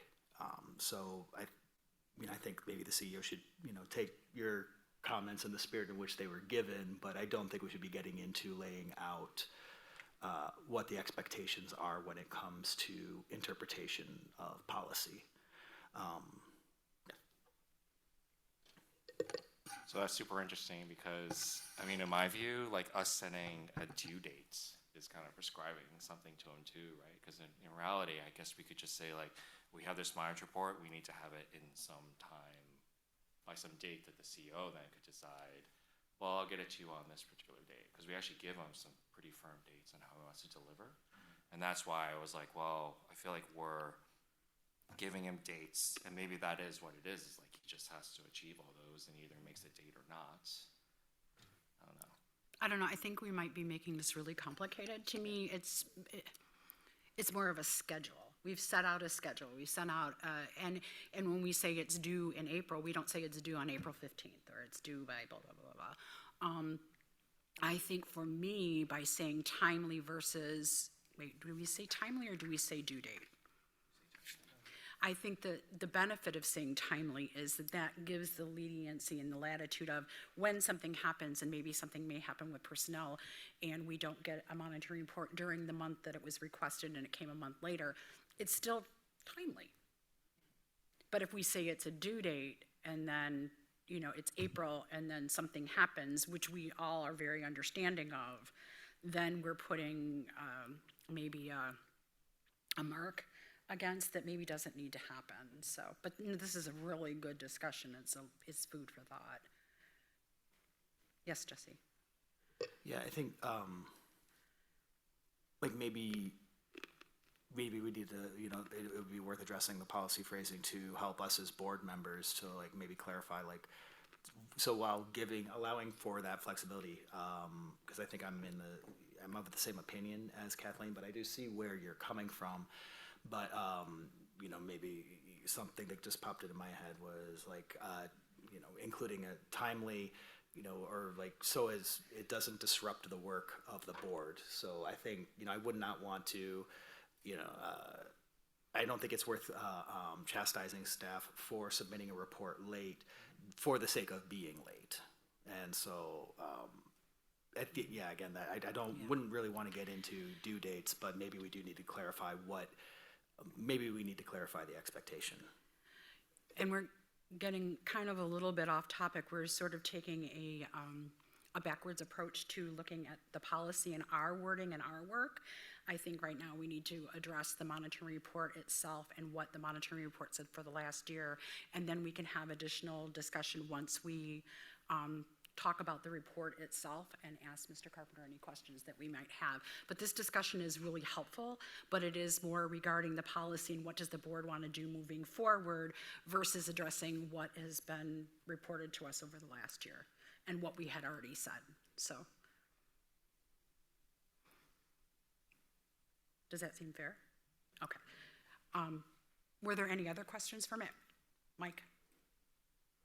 Yeah, I'd like to make a few more comments regarding the board and their responsibilities in filling out these evaluations. Yeah, to me, just like Rich said, I think it can be very disappointing to see even only 6 out of 9. We're doing, I really believe we're doing a disservice to Matt personally and his staff. He and his staff are doing a whole lot more than 15 or 30 minutes on these things. Of course, that is their job, but it is also our job as board members when we agreed to be board members. And we're doing the board a disservice too. I really think so. I think it is our responsibility, and occasionally somebody may have something just that they can't possibly do it. I have to believe it's happened to me too. But, you know, maybe we should even consider having within the governance process policies something to measure the board on and actually say, are we achieving what our objective is on this? To me, it's just very disappointing that we don't do better. And also, I mean, sometimes some of these policies that are really long and involved, if you really get into them and what Matt's responses are, doing it in 15 minutes, to me, it's impossible to do it conscientiously. And that kind of gets back to another point that you're probably getting tired of me saying, but that is, I think we need to streamline this process. And I hope at some time we have the time and opportunity ourselves to do that, to make less of a burden on Matt and his staff, and really less of a burden on the board, and concentrate on what's really more important and broader, rather than getting so much into these details. And I know this is something that we're hoping that Sue Radwan will be helping us on. And she's got her own priority problem. She's brand new. But I'm hopeful that at some point, and not too far off, that we can really try to look at the process again. Fair enough. Any other comments or questions about the monitoring report itself from Mr. Carpenter? If not, as he mentioned, it does not go before a committee, so there were no recommendations. Based on everyone's feedback, as I'm looking at this, it seems like what we might want to consider, and I'd love to hear what others think, is that we would want to consider accepting this report as B, as in compliance, except for those things that the CEO has noted. Am I reading that right? I'm not even on the right page. But if there's another idea, I would like to hear it. Would anyone like to make a motion as to how to receive the report? Don't everybody jump at once. Yes, Mike? Yeah, Mike. I move that we accept this as B, with the exceptions of that is in compliant, except what the CEO has identified in those 4 different or 5 different or whatever the red ones are. Yeah. Okay. You can define what the red ones are just by looking. And would anyone like to second that motion? That would be seconded by Rich. All those in favor, please raise your hands. Leave them up for a minute. Thank you very much. That passed unanimously. Before we conclude this report, there were a lot of really interesting discussion points, especially surrounding the board and its timeliness and its engagement in doing these reports. I want to remind us all that, you know, this is one of the ways that we monitor the CEO's performance and the performance of AATA. It's a very important part of our position, but I also recognize that we have new members. I don't know who filled out this report and who didn't fill out this report. So we also have to give some sort of leniency there, as in we're trying to get people up to speed. But again, it's something that we need to talk about and consider, and maybe we should push this dialogue to the governance committee to have some more thoughtful conversation and maybe come up with, or is there another way that we might want to address this situation? I think governance is great. All right, so we will go back to the governance committee and talk about the very good points that were made this evening, and come back to the board in a couple of months. I don't want to, there are a lot of things coming on the governance committee's plate, so I don't want to make a turnaround time too short. So we will get back with you. Thank you. Next on our agenda is the ZEB update and the transition plan approval, and that will be by Mr. Carpenter. Thank you, Madam Chair. If I might, I'd like to ask the board if you might consider an agenda switch between swapping items 7.1 and 7.2. We do have some guests here, and it's very appropriate considering the monitoring report we just received. If you'd consider allowing them to go with me first, and then we can set them loose. Is anyone opposed? Seeing none opposed, we will go ahead and take that agenda item, and that would then be the whistleblower procedure feedback with Mr. Carpenter, Ms. Monica Boot, and Mr. Mel Muskovitz, our legal counsel. Okay, well, thank you very much, Madam Chair, and for all of you for that quick change. It's my pleasure to introduce Ms. Monica Boot. She is our Manager of Human Resources at TheRide, and Mr. Mel Muskovitz, our Chief Counsel with Dykema, the legal firm here in town. So what you can look to on page 95 of your packet is the beginning of what I am calling the whistleblower procedure. And I want to give just a little bit of context to the conversation, and then I will turn it over to Monica, who will actually walk us through this procedure. This is a part of 2923 that we just discussed. As I mentioned before, I had noted some time ago that there was an opportunity to improve the transparency. The policy that we have here reads that I shall not hinder reporting of unethical or unlawful concerns. And at this point, more than 12 months ago, I realized it's not enough to simply prove that we didn't hinder it. I needed to go further. We needed to create a constructive path to facilitate those sorts of conversations. This is what's commonly known as a whistleblower procedure. So what I did at that time was to task Monica to work with Dykema and Mel to develop a recommended procedure for me that they will walk us through in a minute. I was very impressed with what they brought back to me. We had a number of conversations. I'm impressed at the level of anonymity, the layers of anonymity that are there. And that it covers both the CEO and board members. That was not something I asked for, but they came back with that recommendation. I said, you know, actually, that kind of makes sense. Finally, before I turn it over to Monica, it is my intent to implement a whistleblower policy under the authority you've already provided me for. So I'm here tonight not asking for your approval per se, but your feedback. I want to make this as good as it can be. I am cognizant of the watchman question, I call it. Who watches the watchman? Can a CEO be trusted to write a whistleblower policy that might be used against themselves? I'm very cognizant. I don't want us to have to tiptoe around that question, so I'm just going to put it on the table. I think when Monica is done walking you through the procedure, I think it speaks for itself. The degree to which the CEO is completely cut out of the procedure, I think, is quite reassuring. So that discussion may resolve some of those concerns. And of course, the board always has the opportunity, aside from this procedure, to review your own policies, whether it's 2923 or another policy, to strengthen your own language regarding whistleblower. And if so, that language would trump any procedure that I create. So with that, I'd like to ask Ms. Boot to walk us through the proposed procedure. Sure.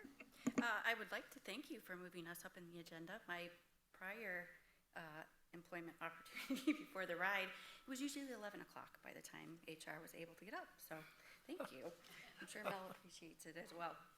Our goal today is just to provide you a base level of information so that it gives you enough information about how we came to this point, and then allow you to be able to make some questions if you have any. I want to talk about what a whistleblower policy is, the purpose of it, how we got here, key elements that we wanted to make sure that were part of our policy. I want to go over an overview quickly of the process that we're recommending, talk a little bit about implementation considerations, and then obviously allow Mel to have an opportunity to speak with you, and then see if you have any questions.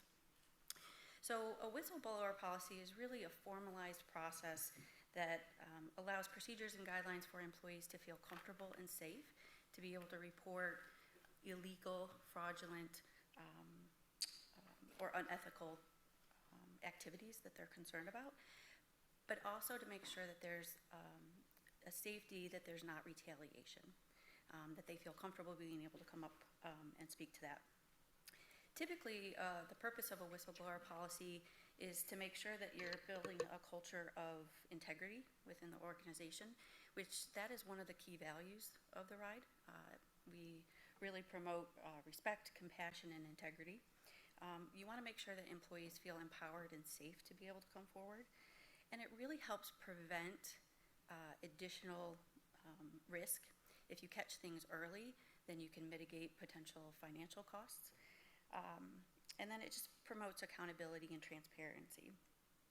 So really, the purpose is really to foster a culture of integrity, accountability, and transparency.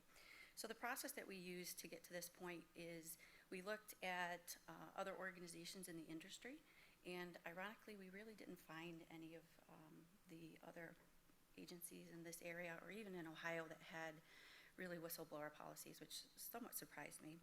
We worked with the auditor. I met with the auditor to see if any of their clients had whistleblower policies, and not very many did.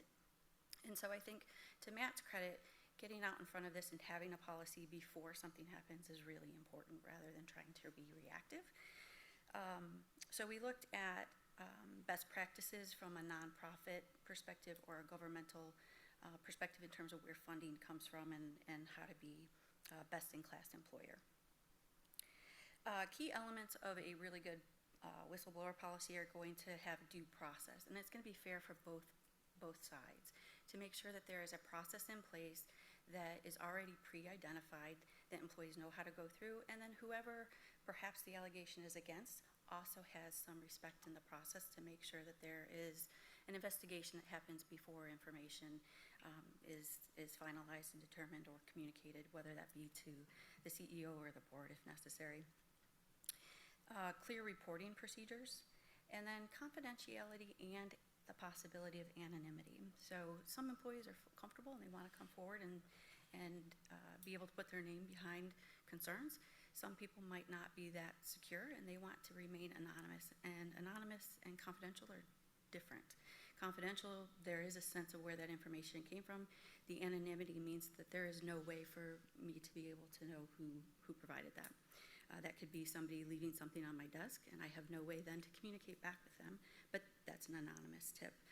It's a little harder to investigate anonymous complaints than it is a confidential complaint. You want to make sure that there's provisions and it's clear that there will be no retaliation. And then you want to make sure you have an investigation process, a resolution process that includes making sure that there's a way, if possible, to communicate back to the party. That becomes difficult when it's anonymous. And so I think what we've presented, or what we're proposing, provides that level of anonymity by using a third-party reporting system so that there can be that anonymity. I'm going to walk through the chart that's on page 100 in your packet. Really, the first step of the process is to really identify, is it a whistleblower claim? So earlier I mentioned that a whistleblower claim is really meant for fraudulent activity, illegal activity, and malfeasance. There are other things that employees, or whether it be the community, have concerns about that might just be business operations. It could be personal grievances. It could be a question about how a manager conducts themselves. That may not rise to a whistleblower, which really is typically a policy or legal violation. So the first part of this, and this policy would also supplement the other policies that we have, such as sexual harassment, hostile work environment, and those policies, whether they be the organization's policy or state or federal law, really drive, again, to our values, and then the board's treatment of staff policy. So again, this would be supportive of everything else that we're already doing, just formalizes it in a little bit different fashion so that it's clear. And then it also incorporates the CEO component that Matt was looking to include based on his conversation with you. So the first piece is to determine whether or not what kind of complaint is it. If it's a general employment complaint, this process allows the same process that we have now, but it will also have the additional benefits of being anonymous if an employee wants to go that way. Really, our goal is that employees would be comfortable using the normal chain of command within the organization, and so being able to speak to whomever they're comfortable with, supervisor, manager, deputy CEO, the HR manager, or Matt himself as the CEO.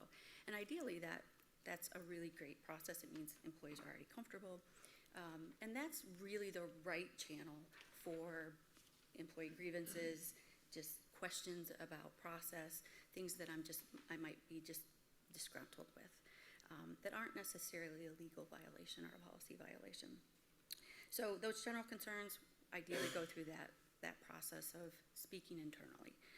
If it is a whistleblower claim or serious ethical violation, we want to use that same opportunity for employees, but if they're not comfortable with that, so any concerns from a general employee perspective that are not an allegation against myself or the HR manager, whomever that may be, if it's an allegation against the CEO or an allegation against a board member or the board chair, then the process really would be that they can still feel free to use the normal channel. They can report to their deputy CEO, they can report to a manager, they can report to myself or Matt. But we also now are putting an additional layer in where there would be a third-party reporting system. We have a couple different vendors that we're looking at that do have experience, one with the city of Ann Arbor that I was connected through with Mel and some of his clients. And that allows the ability for an employee to either call, text, use an online system. And what it does is it allows that employee to be able to create a case number, a PIN number, so that we can still communicate with them and they can still remain anonymous if they so choose to. So any complaint regarding any employee within the organization, except for myself, who would normally be evaluating those claims, Matt or one of you, that would be the process that they would go through. If the concern was regarding the HR manager, then the recommended process would be that they would report that directly to Matt, or they could still use the third-party reporting system. In that third-party reporting system, we would have provisions so that if a claim came in and I would normally be receiving those, if it had my name on it, then it would automatically go to Matt. So there's workflow technology that would be able to support making sure it doesn't go to the person that it's about. But our goal would be that people would feel comfortable speaking with Matt, but otherwise they would be able to go through the third-party reporting platform. In those particular cases, the third-party reporting platform would report accordingly within 24 hours, making sure that there's timely communication. And then in that particular case, Matt would be able to make the determination about what the appropriate next steps are going to be. If the concern was regarding the CEO or one of the board members, we're directing people to the third-party reporting platform, creates that ability to make sure that there is fairness and due process for somebody in that level of a position. And again, it provides that for everybody else, but particularly in this case. We know employees could come to a board meeting, they could go to the media, they could go any particular way they want to report, but by providing them an option that they feel is safe, confidential, and anonymous, perhaps they'll start there and be able to work through the process. So in this particular case, concerns regarding the CEO, the board chair, board members would go through the third-party reporting platform, and then they would be reported to corporation counsel within 24 hours. Corporate counsel. County calls it corporation counsel. Sorry. Corporate counsel, and then counsel would then decide what are the appropriate next steps. And what Mel would do in his case, or what I would do in my case, or Matt would do in his case, is the same process in terms of evaluating the facts, making sure we give both parties due process, and that we make and use our independent judgment to make sure that we're reporting timely to the appropriate parties. In terms of some implementation concerns that I would want to mention is when we roll this out, communication will be important. It will be important the tone that we use, and we want to make sure that it's presented as an opportunity for the organization, not a threat. This is in everybody's best interest to be able to have a workplace that they can speak up. It is a best practice. And then we want to make sure that those reporting categories have the appropriate channels. So with the third-party reporting system, what we'll be able to do is identify these are whistleblower complaints. These are general operating concerns. These are safety concerns, so that they'll be rolled into the appropriate category. I would expect that when this goes out, that we will potentially have an influx of calls or concerns that are noted. My gut and my instinct is to say that those are probably going to be not whistleblower claims, but as people get used to the process, get used to what is a whistleblower versus what is an internal concern, and they'll be able to use the system. What that will allow us to do is to do better reporting, be able to see themes, because it will be all in one system. And that monitoring review then allows us to be able to see if there's a pattern of behavior, be able to address it, whether that be training or education. And then the other thing that will be really important is to make sure that we train the people that people are going to be reporting to, so that they make sure that they understand the process. So for example, the board, if an employee came directly to you, you would understand, oh, this needs to go to corporation counsel. If it's regarding one of the members or Matt, if it's about me, you would go to Matt. So it's about training and making sure that everybody at this level, as well as our managers and supervisors, understand the process. And we'll work on communicating that with employees. Most likely, based on current workloads and depending on Matt's consideration as to when he wants to implement this, we would probably be looking at the end of the third quarter, beginning of the fourth quarter. Mel, did you want to add anything?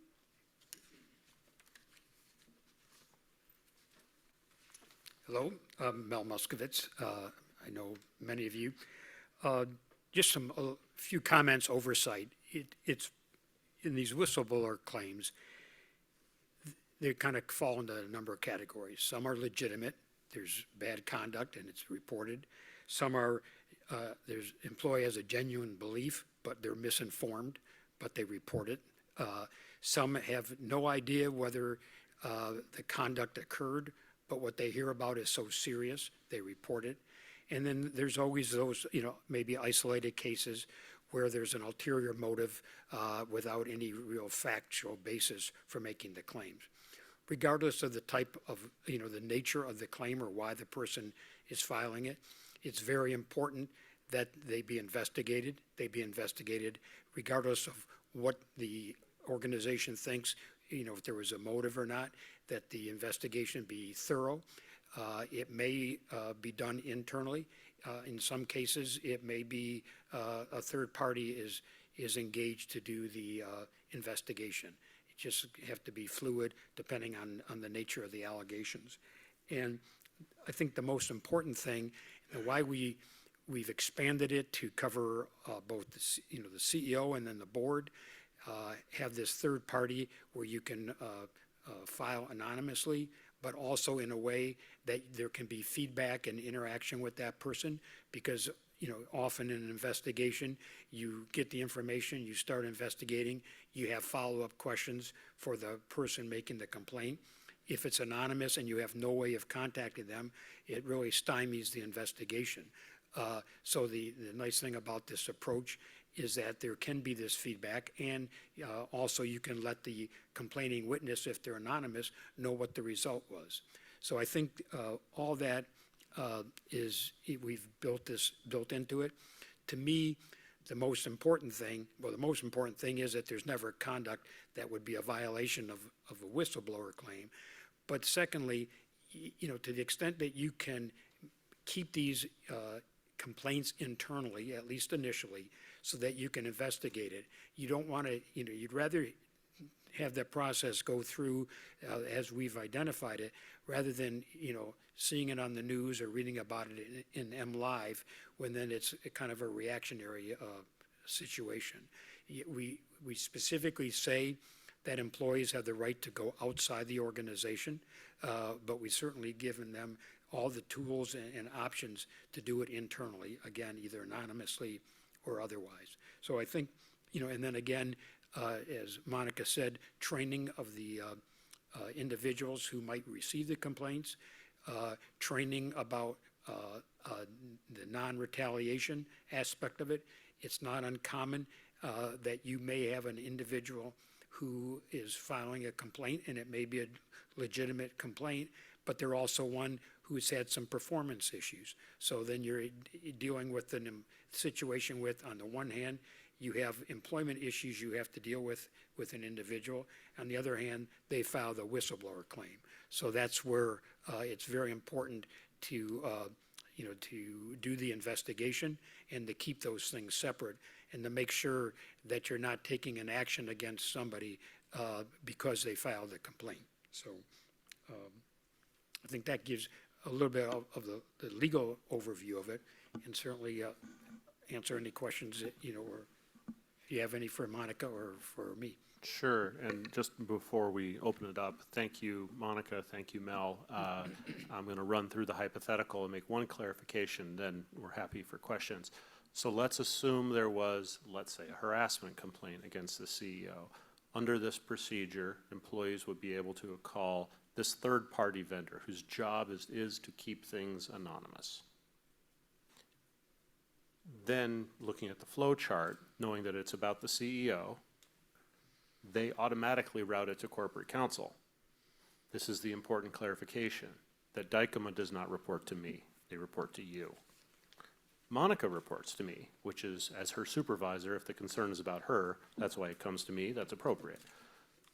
But nobody, all the staff ultimately report to me, so you gotta go outside, somebody who doesn't report to me, to have an impartiality. So that is corporate counsel. Several of you were involved in the selection of corporate counsel recently, so you have direct memory of that experience. I cannot tell Mel what to do. He doesn't take orders from me per se. So in that hypothetical scenario, I don't even know that a complaint has been lodged. Corporate counsel then has to use their professional judgment about what kind of a complaint is this. And when Mel and I were discussing it, we agreed, if he thinks there's any shred of, a possibility here, his first call is probably to the board chair. And where do we go from here? But now the board has professional advice. I'm still not aware that a complaint's even been lodged. And I have no way to go backwards and figure out or unravel the anonymity. That third-party vendor is now working with Mel. They have all the technology, but more importantly, their business depends on keeping secret this sort of thing. If that violates their business model is kaput. So I hope that hypothetical illustrates how this has been crafted. I want to thank Monica and Mel for all the hard work they put into it, and at that point, happy to, for them or for myself to try to answer any questions you may have, or take your feedback in general. Thank you very much.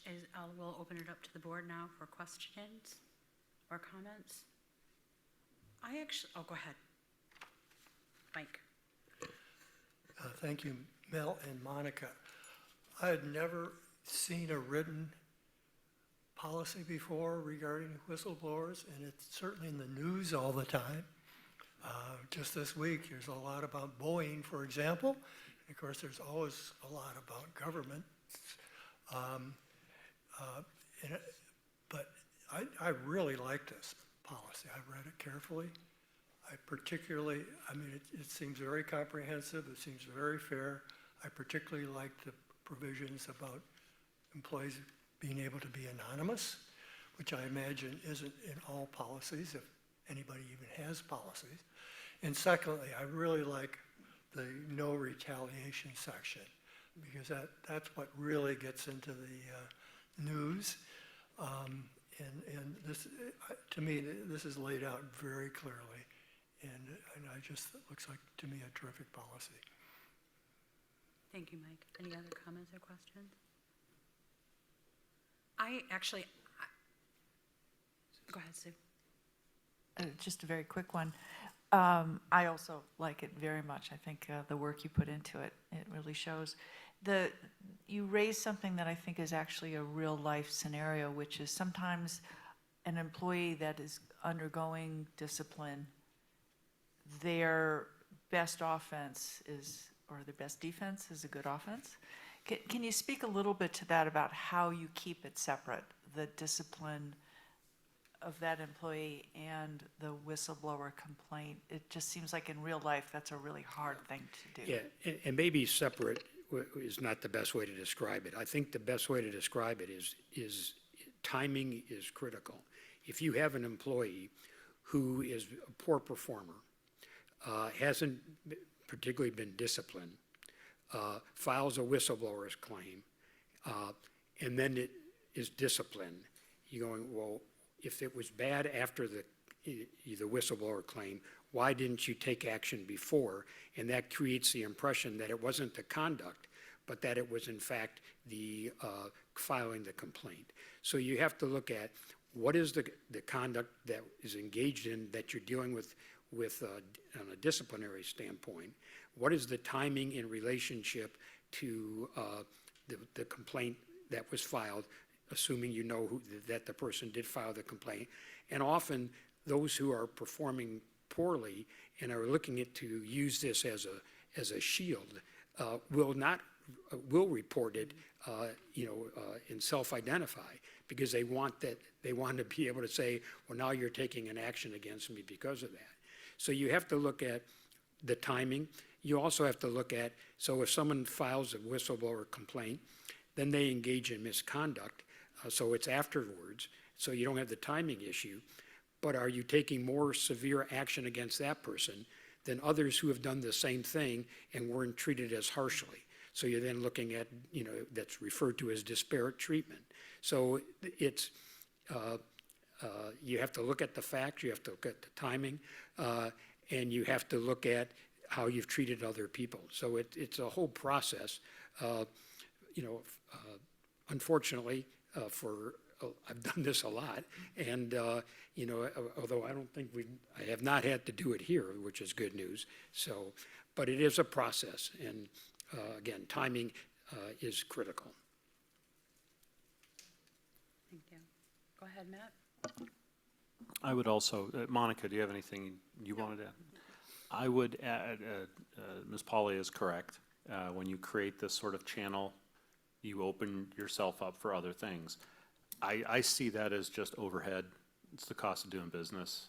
I would rather have what you might call nuisance complaints or just mistaken issues raised constructively than no channel at all, or confusion by staff about how to do it, because that means real issues are not surfaced, and it also means that resentments will just eventually explode in an unconstructive manner. So yes, we may get a little static through the process. Monica alluded to, initially during implementation, we'll probably hear a few things at the beginning before it peters out. It's the cost of doing business. I actually have a question. I'm a little bit confused on the non-whistleblower concerns. I heard a couple things, but what's written here is that the employee should bring their concern to the department manager, who will decide how to proceed. It's been my experience that sometimes it's the department manager, and it's not written out here. What does the employee do when their non-whistleblower concern is with their department manager, who is identified as being the one they need to go to? So from an internal perspective, I would say we would look to the process that we use now for sexual harassment, hostile work environment, discrimination, anything to that effect. What we communicate to employees is that they should ideally, they should go through that chain. But if that's the person that you're concerned about, you always have an opportunity to talk to anybody else within that chain. Over the last year and a half since I've been here, I've received a number of employees that have just come directly to me, and then I work with the appropriate department leadership if necessary, and then do the investigation accordingly. So that is ideal, but it doesn't have to be that way. If somebody's not comfortable, we really want to promote, go to who you feel comfortable with, and then as part of that training that we would do, should something come to me and it's not a policy violation or a legal violation, and maybe it just is an employee disagreement, then I'm going to go back to the department and make sure that they're trained to be able to address those. And over time, hopefully, if an employee see that things are moving in the direction, or if something's alleged and it's taken care of, then they'll be more comfortable in the future. So it's really about repetition, keeping the same process, and kind of just engaging the organization so they trust and respect the process. Thank you. Jesse, and then Matt. Regarding how you were talking about procuring the third-party platform, is that something that is that a process that staff would have an opportunity to be a part of, to kind of to try and alleviate some of those concerns from the get-go? Sure. So back in November, December, we did approximately 6 different demonstrations, and I included different components of the management team, not necessarily aligned staff at that point, but there were members from operations, members from finance, IT, Matt's office, Rosa Maria participated, and then HR participated, so that we had a sense of what that looked like. At this point, though, we haven't asked for direct employee engagement in that particular application. It hasn't been a practice in the past, but it's something we could consider. Matt? Thank you. Going back to the previous question about what if the issue is with the department manager, the org chart provides a little bit of backup to that. Monica, as the head of HR, reports directly to me. She doesn't report to any other deputy CEO. So if there's a concern anywhere in the organization and someone's not comfortable talking to their department head, hopefully they'd be comfortable talking to their deputy CEO. But if not that, HR is independent of all the other divisions, and the only supervisor they have is me. So that provides a little bit of a backstop in that case. If they're still not 100% comfortable, to Monica's point, they always have the anonymous vendor platform to be able to use. Fair enough. I think my concern was more that the language only, in this document that's been provided to us, the language only says go to the department manager. So it sounds like you have systems in place, it's just not written down here. Thank you for the feedback. Were there any other questions or comments? Now, it's my understanding, this is your policy, Matt, not anything that the board has to accept, correct? All right, very good. Thank you very much, Mr. Muskovitz and Ms. Boot, for your time. We appreciate it. All right, now we're going to go back to the ZEB. You're not off the hook yet, Matt. The ZEB updates and the transition plan approval.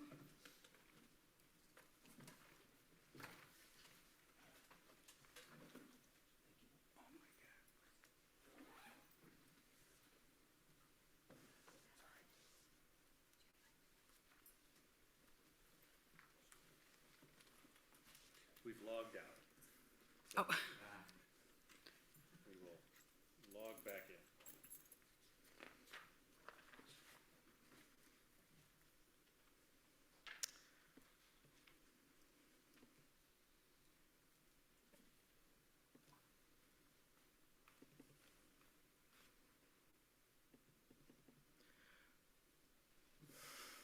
Perhaps now might be a good time for a short recess. Yes, in the interest of us getting back up online, would anyone like to take a short little break? We'll take 5 minutes. We'll come back, it's 8:42. We'll come back at 8:47. Thank you.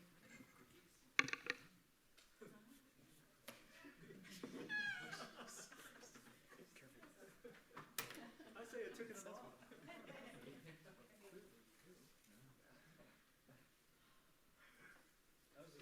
I'll just be faster than the product. Appreciate you. Thank you. Yeah. What is the log out in 5 minutes? 10?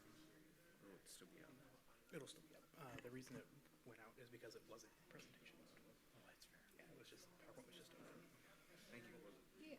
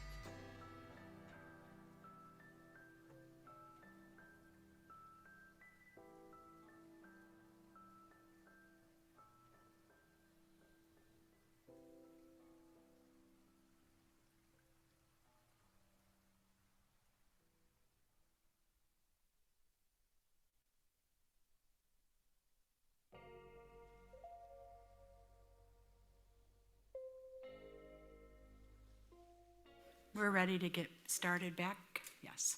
Thank you, everyone, for your patience. Okay, Madam Chair, members of the board, thank you so much. I'm here today to present the fleet transition plan. You may recall that we presented a recommendation to the board about zero emissions bus propulsion technology in October. I don't know if that rings any bells. We had some very fruitful discussions through October, November, and December. I believe we reached consensus in January when you did vote on a grant authorization for us as part of the construction policy. I warned you through that policy, or through that discussion, that there were 2 steps to that approval. The first one was January. The second one is tonight with the FTA required transition plan. So as the timeline there shows, in January, we got your approval for the grant submission. Tonight, hopefully we'll get your approval on the transition plan. Next week, we intend to submit, actually on Tuesday, I believe. So we're well on our way. When we are successful, we probably won't hear until they announce all of them, which we expect to be between July and October, and which would mean an initiation, if not before the end of this calendar year, then very early next year. We've done everything in our application to expedite that process that we can. Now, the transition plan, as I've alluded to in the past, is an FTA required document. It's prescribed, the content is required in advance.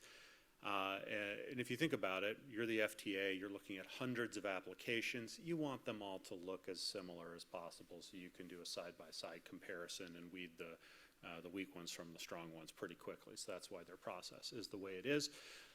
Luckily for us, we covered all the main issues in our earlier discussions and really in your January decision.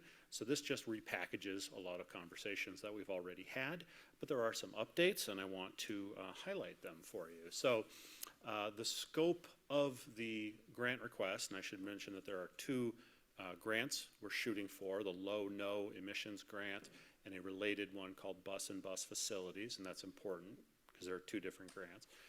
The scope is roughly the same, and the same as we have discussed in the past. 2 hydrogen fuel cell buses, 1 fueling station, and 32 to 34 hybrid buses. The reason it varies are the particular peculiarities and rules of those 2 grants. Low-no, we have to cap it at 34. The bus and bus facilities grant, we have to lower it to 32 for reasons that I'll describe in a few moments. But it's very much particular to those grants and their peculiarities. What you approved in January was an envelope of up to 40 buses, so we're well within that envelope. The target, so that's the scope and how it has adjusted and how it is the same. The target for the zero emissions fleet has also adjusted, although the graph is very small here. You've seen earlier versions of it before. It's actually accelerated.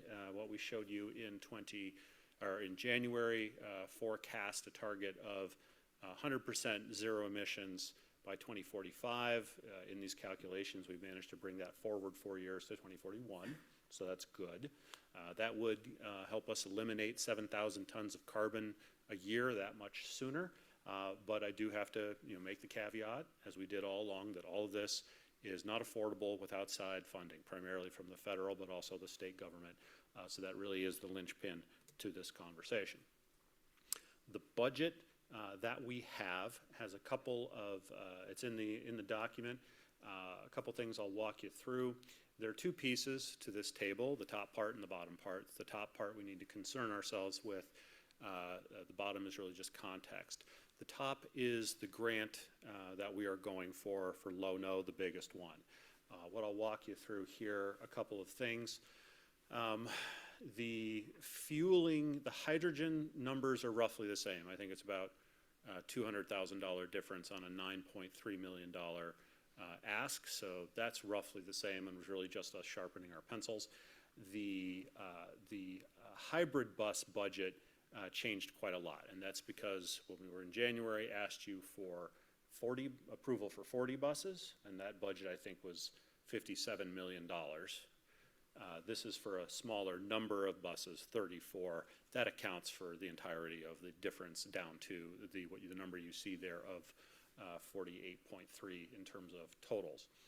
So a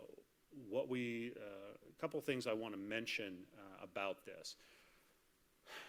First off, why these particular numbers, why 34 buses? There's a couple of reasons for it. First of all, one of the grants has a hard cap of really, after, we mentioned, I think before, that we're shooting for a sweet spot. We want to ask, we don't want to leave money on the table, but we don't want to overshoot and look greedy. $38.7 million ask of the federal government is very ambitious.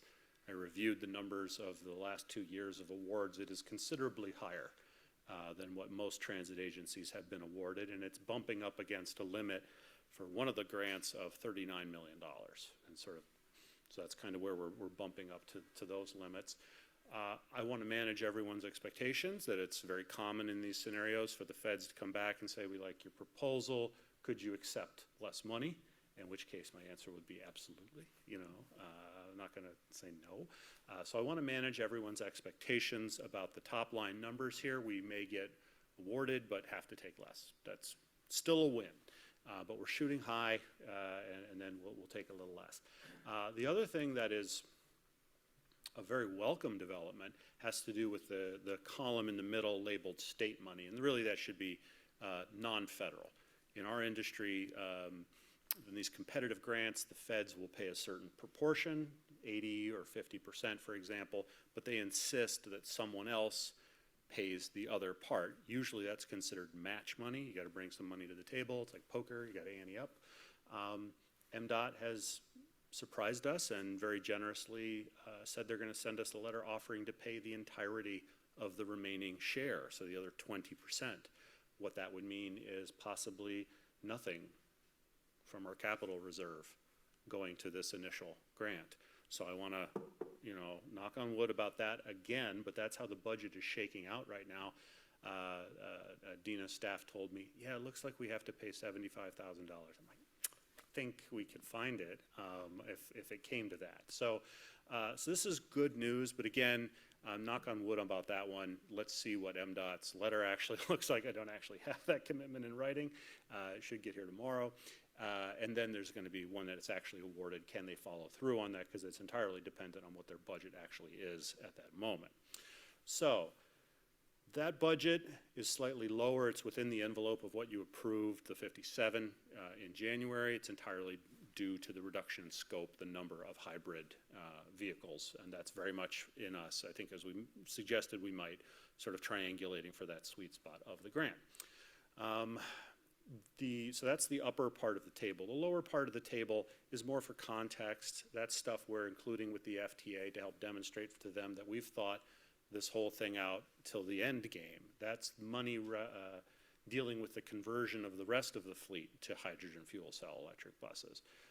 Those are, I would call, more speculative at that point. I go back to my point about nothing is possible without the additional outside funding. This gives you a sense of how much outside funding is required. The one thing I will say to you about this, the $25 million for the bus facility renovations, that's a placeholder. I want to be straight with you about that. That is really renovations to the garage at 2700 to bring in a hydrogen fueling station. Along with that, we also have to install a lot of ventilation equipment throughout the garage and replace all the electrical switches with non-spark apparatus for reasons you might be able to guess. So we're going to update those numbers. 25 is a placeholder. I expect it will change. So good news, generally speaking, on the financials. So in closing, the transition plan is really a repackaging of decisions that we've discussed in the past. We've refined it. I think we've focused a little bit more. Some of the financials are even better in some respects. The scope is roughly the same: 2 hydrogen buses, 1 fueling station, 34 hybrid buses. That's for the low-no. The bus and bus facilities will ask for 32, and that's entirely just based on the cap of that particular grant program. It is ambitious. Like I said, we're asking more than most agencies our size have been awarded. we may take a haircut, but a win's a win. But it's well within what you authorized us to pursue. And again, we'll start learning the results sometime between July and October. But it's a really important step. You know, I'm glad we've gotten here. This is sort of a big milestone in a process that's been, a discussion and a process that's been going on for months, dare I say 2 years. There's a lot of thanks to go around to staff and to you for all the deliberations and discussions and improvements that have helped really make this a better proposal as it's wended its way forward. And I'm really looking forward to cutting 7,000 tons of carbon emissions by 2041, which is a closer number than I ever dared to dream. So with that, Madam Chair, I'm happy to answer any questions the board may have. Very good. That we're opening up the floor to the board for any questions you might have on the transition plan. Susan. Thank you. This is extraordinary and very exciting. My colleague to my right and I had one small thing, it's in addition to, which is during some of the earlier months when we had this discussion, we also brought in, to complicate it, the discussion about the paratransit vehicles, the small vehicles, and a request that similarly, if we could see a plan for that transition. I know it's unrelated to the grant request. We know the vote tonight is about this. But if we as a board could understand what that looks like, I think that'd be very appreciated. And anything else you'd like to?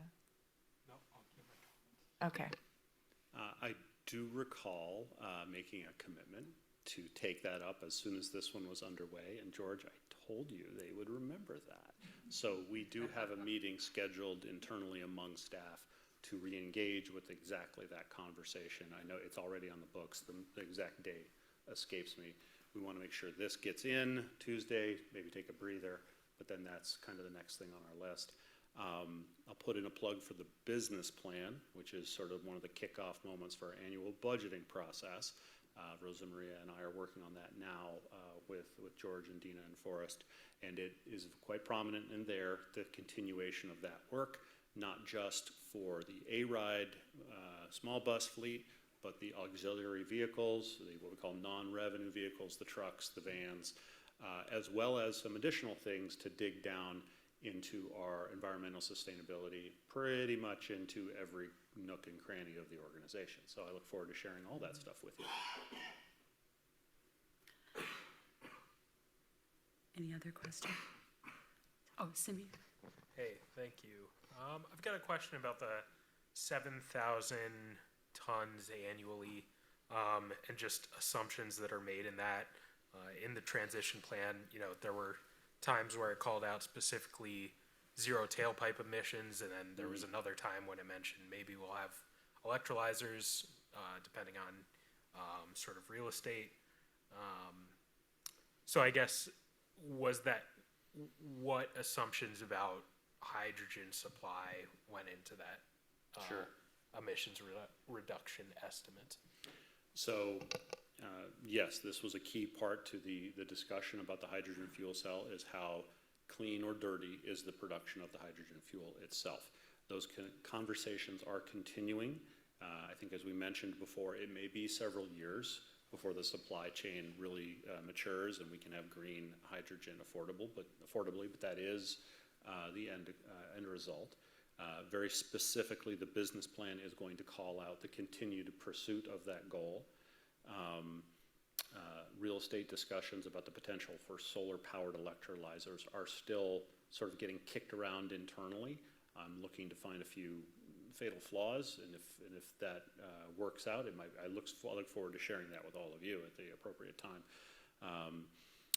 And then the grant itself, we are going to, I'm not sure it's in this particular version of it or if it's in the broader application, because the transition plan is just one part of the application packet. There is commitment. We're trying to identify the specific supplier. It's skipping my mind who Troy is sort of pinging most recently, because there's been a lot of volatility in the hydrogen market over the last little while. We're no longer looking at Plug, we're looking at a more established provider. We have been out to American Center for Mobility, discussions with them specifically about what kind of hydrogen they hope to be producing. It is still our intent to move first, zero emissions from the tailpipe, but then eventually, and you were all quite clear on this, your expectation was zero emissions where they sell wells to wheels, the whole supply chain of it. So that is still what we're shooting for. I don't think I have a 100% answer for you tonight in terms of where green hydrogen is going to come from. That's something that's more of a big macroeconomic market evolution, but we are still taking it very seriously and looking into it. Jesse? So just to clarify, make sure I understood your response to some of these questions. So the 7,000 tons of carbon, that is based on an assumption of green hydrogen? 7,000 tons of emission is an estimate of our tailpipe emissions a year ago when Stantec began their work. That is what our bus fleet produces now. Okay. So if we go to zero emissions, we would zero that all out from the tailpipe. And I think this gets to the heart of Cindy's question. That's what we're saying we're starting with. Okay. Is the tailpipe. But we know that we have to eventually get the whole wells to wheels side of it so that we're not generating emissions on the front end in the generation of the hydrogen. Okay. So the 7,000 is the aspirational number when we eliminate emissions from the entire thing. So 7,000 is just tailpipe and doesn't take into consideration carbon produced by oil production or yes, that's hydrogen true in the short term. Yes, it's just okay.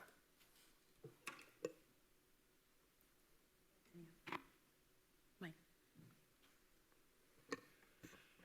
Thanks very much, Matt. You've talked about for many months that we would have to approve and see the transition plan. And you did describe it to the best that you could and to the best we could maybe understand it. It's really nice to see what it really looks like. And I really like seeing some of the details here that you perhaps didn't talk about, and maybe you weren't in a position to have even gotten to that stage yet. But, things, excuse me, the workforce development, which is obviously very important. All the other organizations that you have worked with and will be potentially continuing to work with. It's really nice to see. I just had one question from your presentation. You'd mentioned, which certainly sounds reasonable, that you might not get the full amount from the FTA, the 38.7 million, and that would might perhaps go down. I'm assuming that would likely come out of the hybrid number and not the ZEB numbers? Yes, no, that's a good question. So as part of the application, they are requiring us to answer the question, what's the minimum amount you can work with? So our answer to that one has been one hydrogen fuel cell bus and one fueling station. Like if you absolutely had to cut it back, that would be the number. If the state comes forward, we'd still not be out of pocket for any of that. So that's a positive from a financial point of view. My hope is obviously that it's not that much of a haircut. That's more like my haircut. I'm hoping for something not quite so severe. I think the sweet spot is considerably higher than one bus and one fueling station. If they do want to do all of the hydrogen, and we have reasons to think that is probably the most exciting part of our proposal. The hybrids are an easy thing for them to scale up and down because you just subtract the number of buses until you get to the dollar amount you need, and there we go. So that would be the easiest thing for them to haggle over, and it's what we would expect. Any other questions?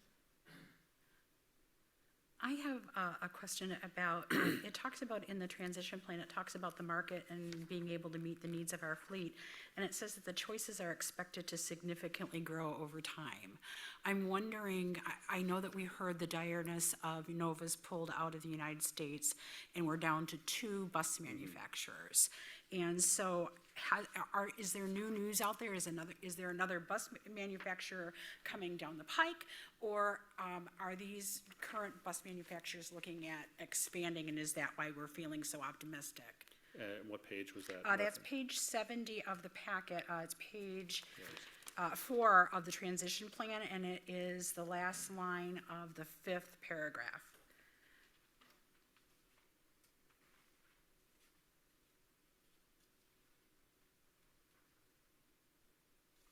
So I'll read the sentence.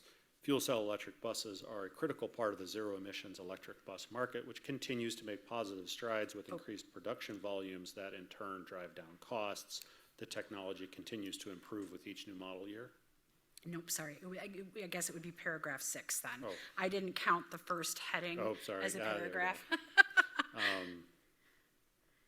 Okay, the bottom part of that one. The total number of fuel cell electric buses awarded funding, ordered, or in service increased by over 75%, signifying a growing interest in fuel cell technology. Today, there are zero emissions fuel cell buses and hybrid buses available on the market that meet the AAATA's needs. That's primarily a range mileage comment as a fleet, and the choices are expected to significantly grow over time.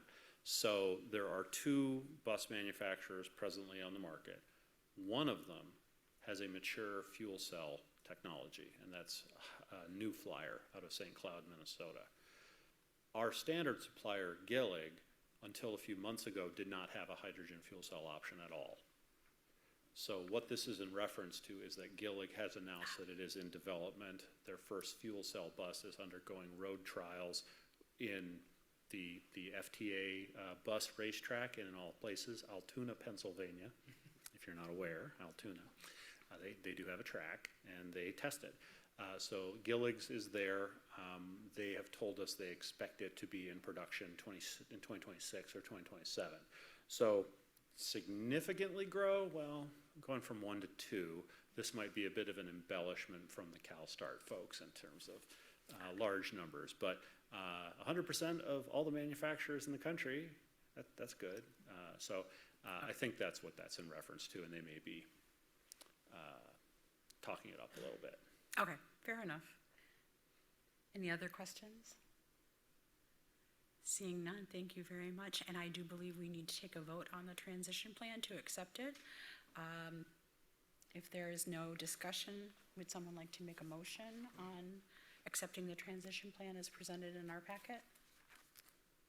Simi, seconded by Susan. All in favor, raise your hands. And thank you, that passed unanimously. Very good work.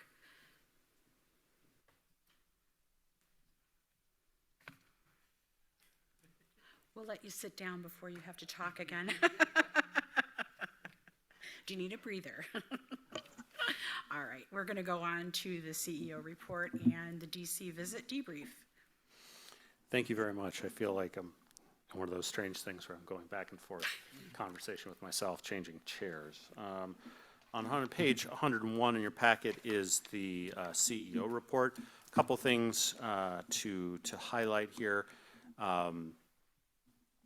First of all, we're excited that the first part of the millage services, Route 104, the Washtenaw Express, has a launch date, May the 6th.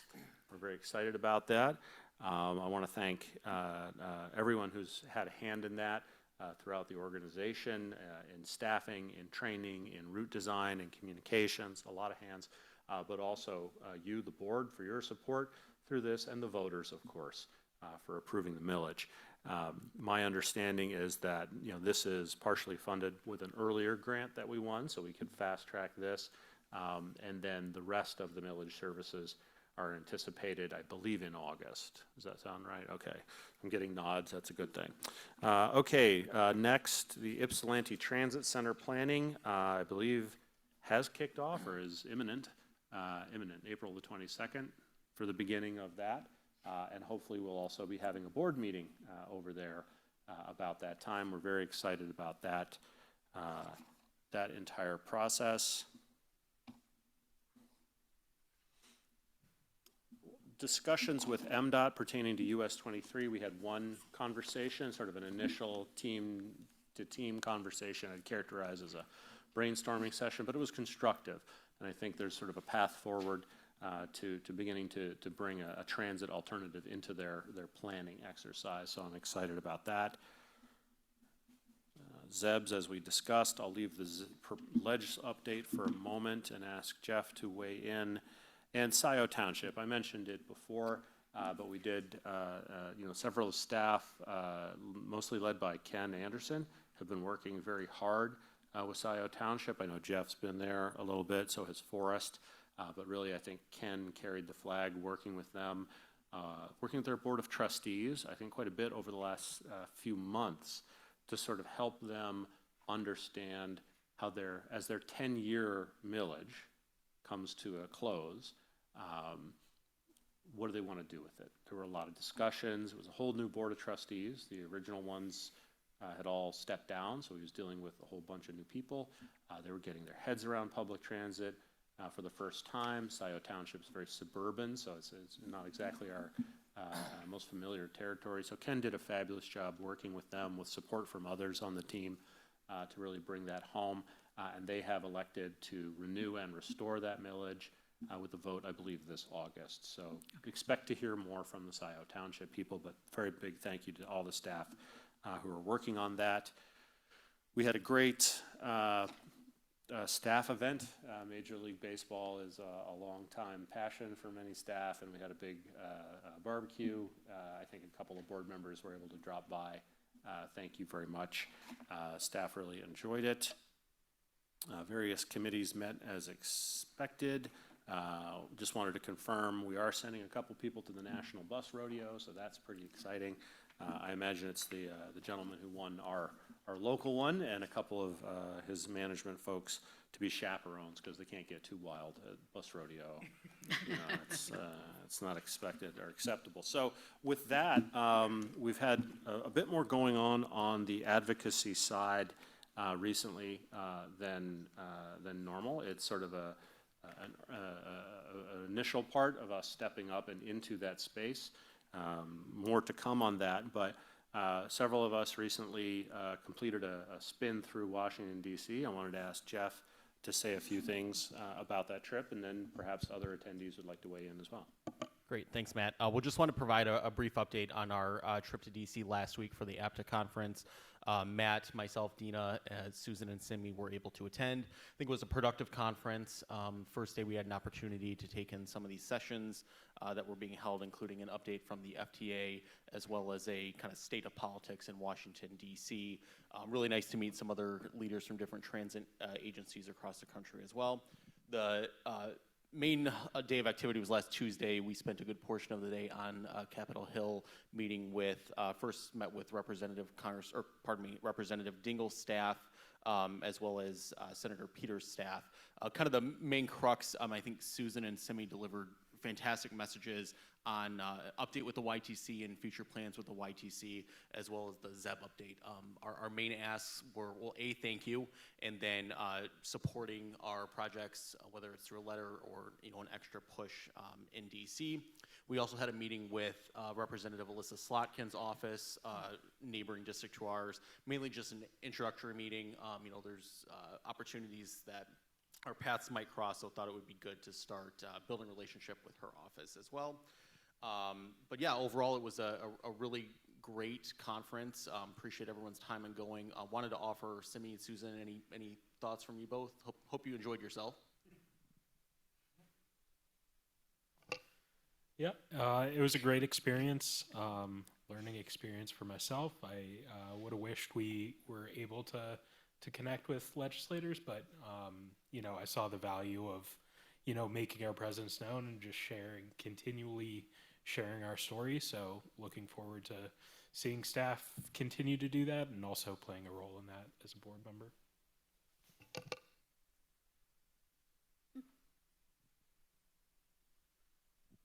So thank you for that, Simi and Jeff.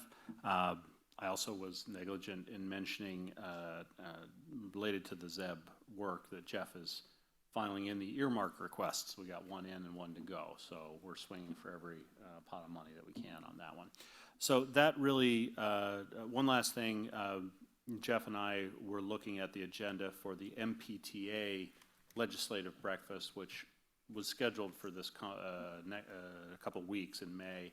And a few of you I had asked to invite to come along. We've decided to take a knee on that one after looking at the legislative calendar, realizing that our representatives, frankly, are just not going to be available.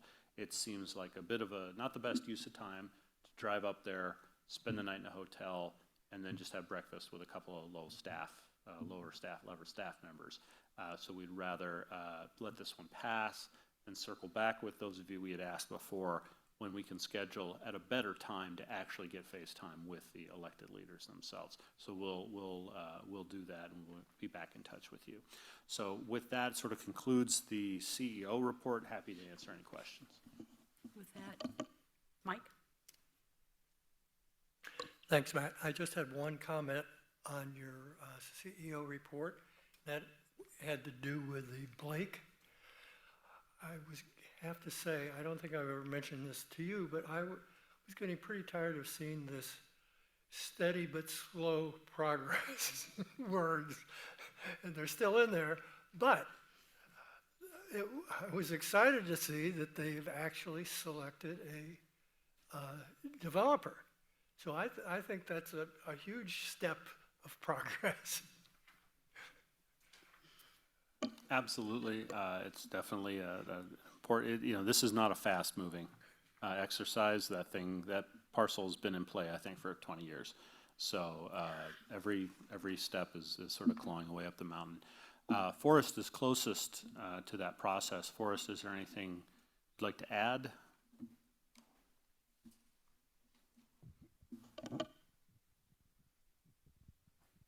Hello? Can you hear me? Hello. Yeah. Well, yes, it's, I would say I'm happy to see some progress, for sure. Based on the conversations I had, the Housing Commission is committed to do affordable housing project. But how long it's going to take, how much money it's going to spend, I cannot say, right? It really depends on the market. But some initial conversation, I think they're confident there's a market they can build this affordable housing project. But again, it's early stage, right? Until some numbers come together, it's hard to tell. But they also have other affordable housing projects, so they're shifting focus. Even though this one's slow, but they may focus on elsewhere. But I'm still hopeful. And Forrest, do you happen to know what company they selected? I don't know it's public yet, so I hesitate to say. Then maybe we'll let them keep their secret for the time being. Fair enough. Any other questions or comments on the CEO report? Jesse? I'm really excited to see the express services spinning up. I was a bit surprised that it was, when it was announced, that it was included as part of the spring service adjustments, that it wasn't getting its own publicity, and I just kind of figured, since it was one of the marquee items of the millage campaign, I was wondering what was behind that thought process. Sure, and I'll look to Forrest and George to correct me if I get this wrong. I suspect it's tied to our work bid process. Is that correct? So I think 3 or 4 times a year, our drivers have a chance to bid in order of seniority on what assignment they have, and then they have to drive that same piece for 3 months. So it's a very important process. I would say it's crucial to our operational functioning. It's built into the union agreement. So given the complexity of the logistics of it, I think it simply made more sense to build that into the bid that was occurring at this time anyway. So that's why it's probably together with the rest of the announcement. Perhaps it does diminish the press splash a little bit, that it's part of that, and it's a lesson for us to learn going forward. Maybe we could highlight it more in the future, but I'll look to my colleagues to see if there's anything to add. Yeah, I did just want to add, so as far as media coverage, we have gotten a few blips. MLive covered it today, and WEMU as well. We do have a one-off newsletter going out about Washtenaw Express. I think press release going out next week as well additionally, and week of we will be doing some on-the-ground grassroots things at all the stops and BTC and YTC as well. So definitely amplifying it and making sure it's visible. Thanks. No, that's good to hear. That's reassuring. I would hate for us to have more press coverage of the campaign than the service itself, and especially since we had.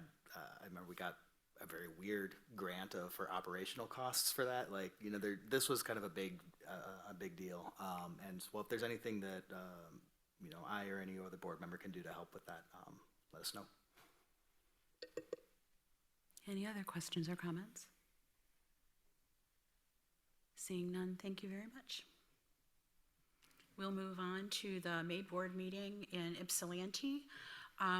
So if you remember, we've been having discussions about how often to meet in Ypsilanti. I think we all agreed unanimously that we were very pleased with our meeting in February, that we felt that it was the right thing to do, and we wanted to maybe escalate or increase the number of times that we go out there. It was identified that in May, in Ypsilanti, going back there, it coincides with the YTC community engagement meetings that are running from April 22nd to May 22nd, and then that might be a very good opportunity to maybe get some good public feedback and comment. And so the governance committee talked about it, and based on feedback that I got from individual board members, it really looks like we want to move forward. While it does say in the packet here that it is confirmed to be there, I just want to say that it is a full board decision, and I want to see if the full board is in alignment and make sure that there are nobody is opposed. So if I could just take a quick show of hands of all who would be in favor to go to Ypsilanti in May to the RAC, if I could see your hands. Great, thank you so much. So that will be happening. Also, we've been trying to explore other avenues in Ypsilanti town or in Ypsilanti city. It's come to our attention through Deb's connection with one of the people at City Hall, is that they no longer allow outside groups to come in to use council chambers. So that is why City Hall has been, Ypsilanti City Hall has been taken off the market.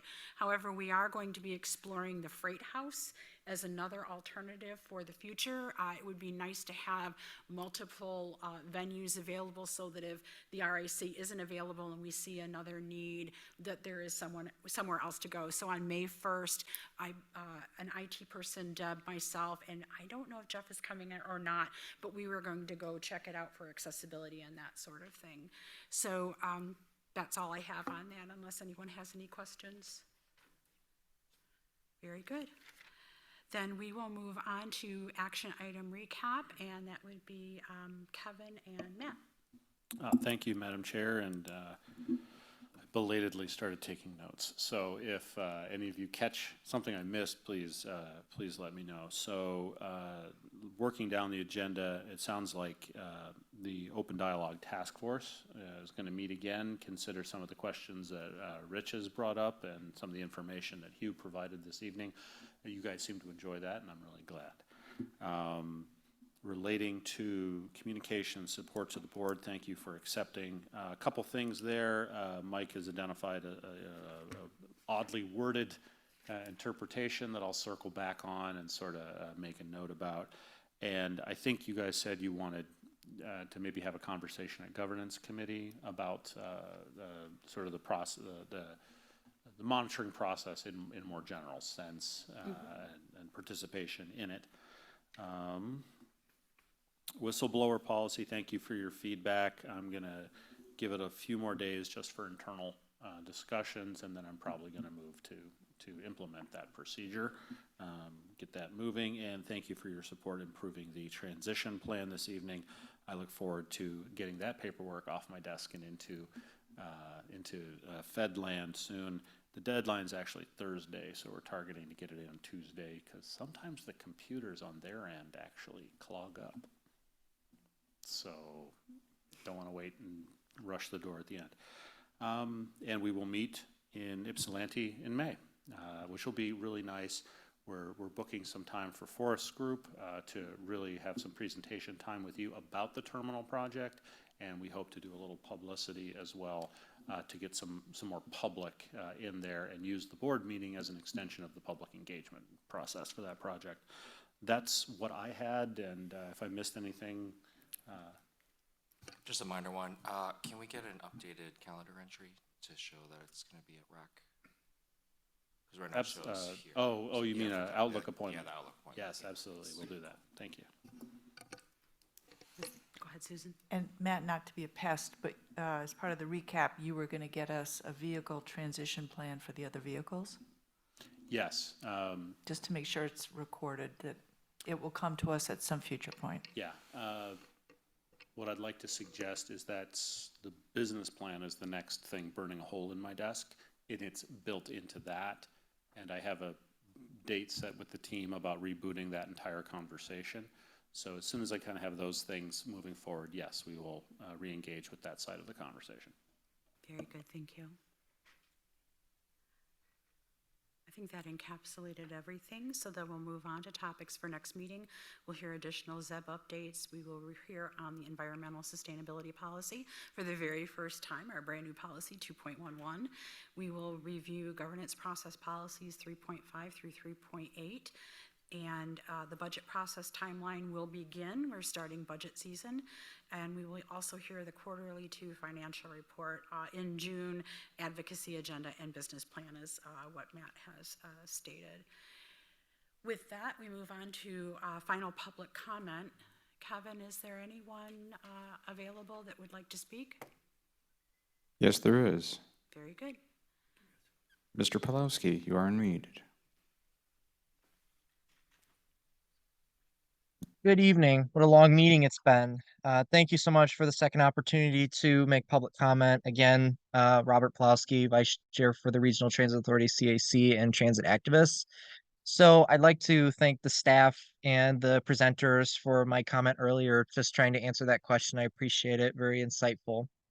Second thing, part of the reason I'm here tonight is I hear the word that you're finally getting a new express bus on Washtenaw Avenue. Long time overdue with all the money that we've received over the past year from the millage and how much investment we've put forward, especially with the Rides 2045 plan, which I'm very excited for as we progress throughout the next few years and how much we can see potential and change here in Washtenaw County and the Ride service area for high demand in public transit, but also micro transit service. Couple little details I kind of want to add here for the Washtenaw Express service is one thing that I see missing is we need bus stops potentially on Hogback Road and Huron Parkway. 2 reasons: there's a lot of connection points, transfer points, and a lot of people going in and out of those businesses that are nearby, apartment complexes, especially here on Parkway where you have Route 24 where you can transfer, but also the regular 4 if people need to transfer from that route. You also have Whole Foods, Barnes and Noble, local businesses like Qdoba, restaurants, you have Walgreens, small restaurants like Pisano's, and you have McDonald's. You have all those local businesses there that will be in distance, but also the traffic congestion on Washtenaw Avenue is insane. I'm pretty sure for residents and non-residents, we all know that Washtenaw Avenue needs work, and with a lot of these projects that were being invested in from the federal government and MDOT, it'll truly be a change. But this express service is not just a temporary fix, but we all need to accommodate locations that are going to be easier for folks. If we want people to use this service, we have to take in consideration the major transfer points and the busiest bus stops within the system. So those 2 I suggest to the board and the staff to really take a look at as we roll out this new service. But other than that, I'm very excited to see Washtenaw have its own express service after several years of our fast corridors within Metro Detroit being invested on.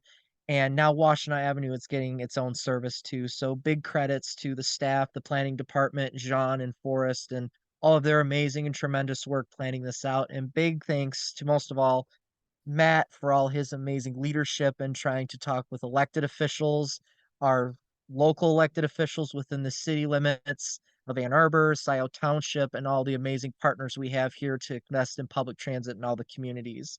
I'm looking forward to seeing more progress as we move forward, and I am looking forward to seeing you guys in Ypsilanti in person for the board meeting. Thank you so much for your time and have a great night. Thank you, Mr. Pawlowski. Is there anyone else, Kevin? There's not. Since there's no further public comment, we'll close that out and we will move on to adjournment. May I have a motion to adjourn? Susan, seconded by Simi. All those in favor, raise your hand. Very good. We are adjourned. Thank you, everyone, for your hard work.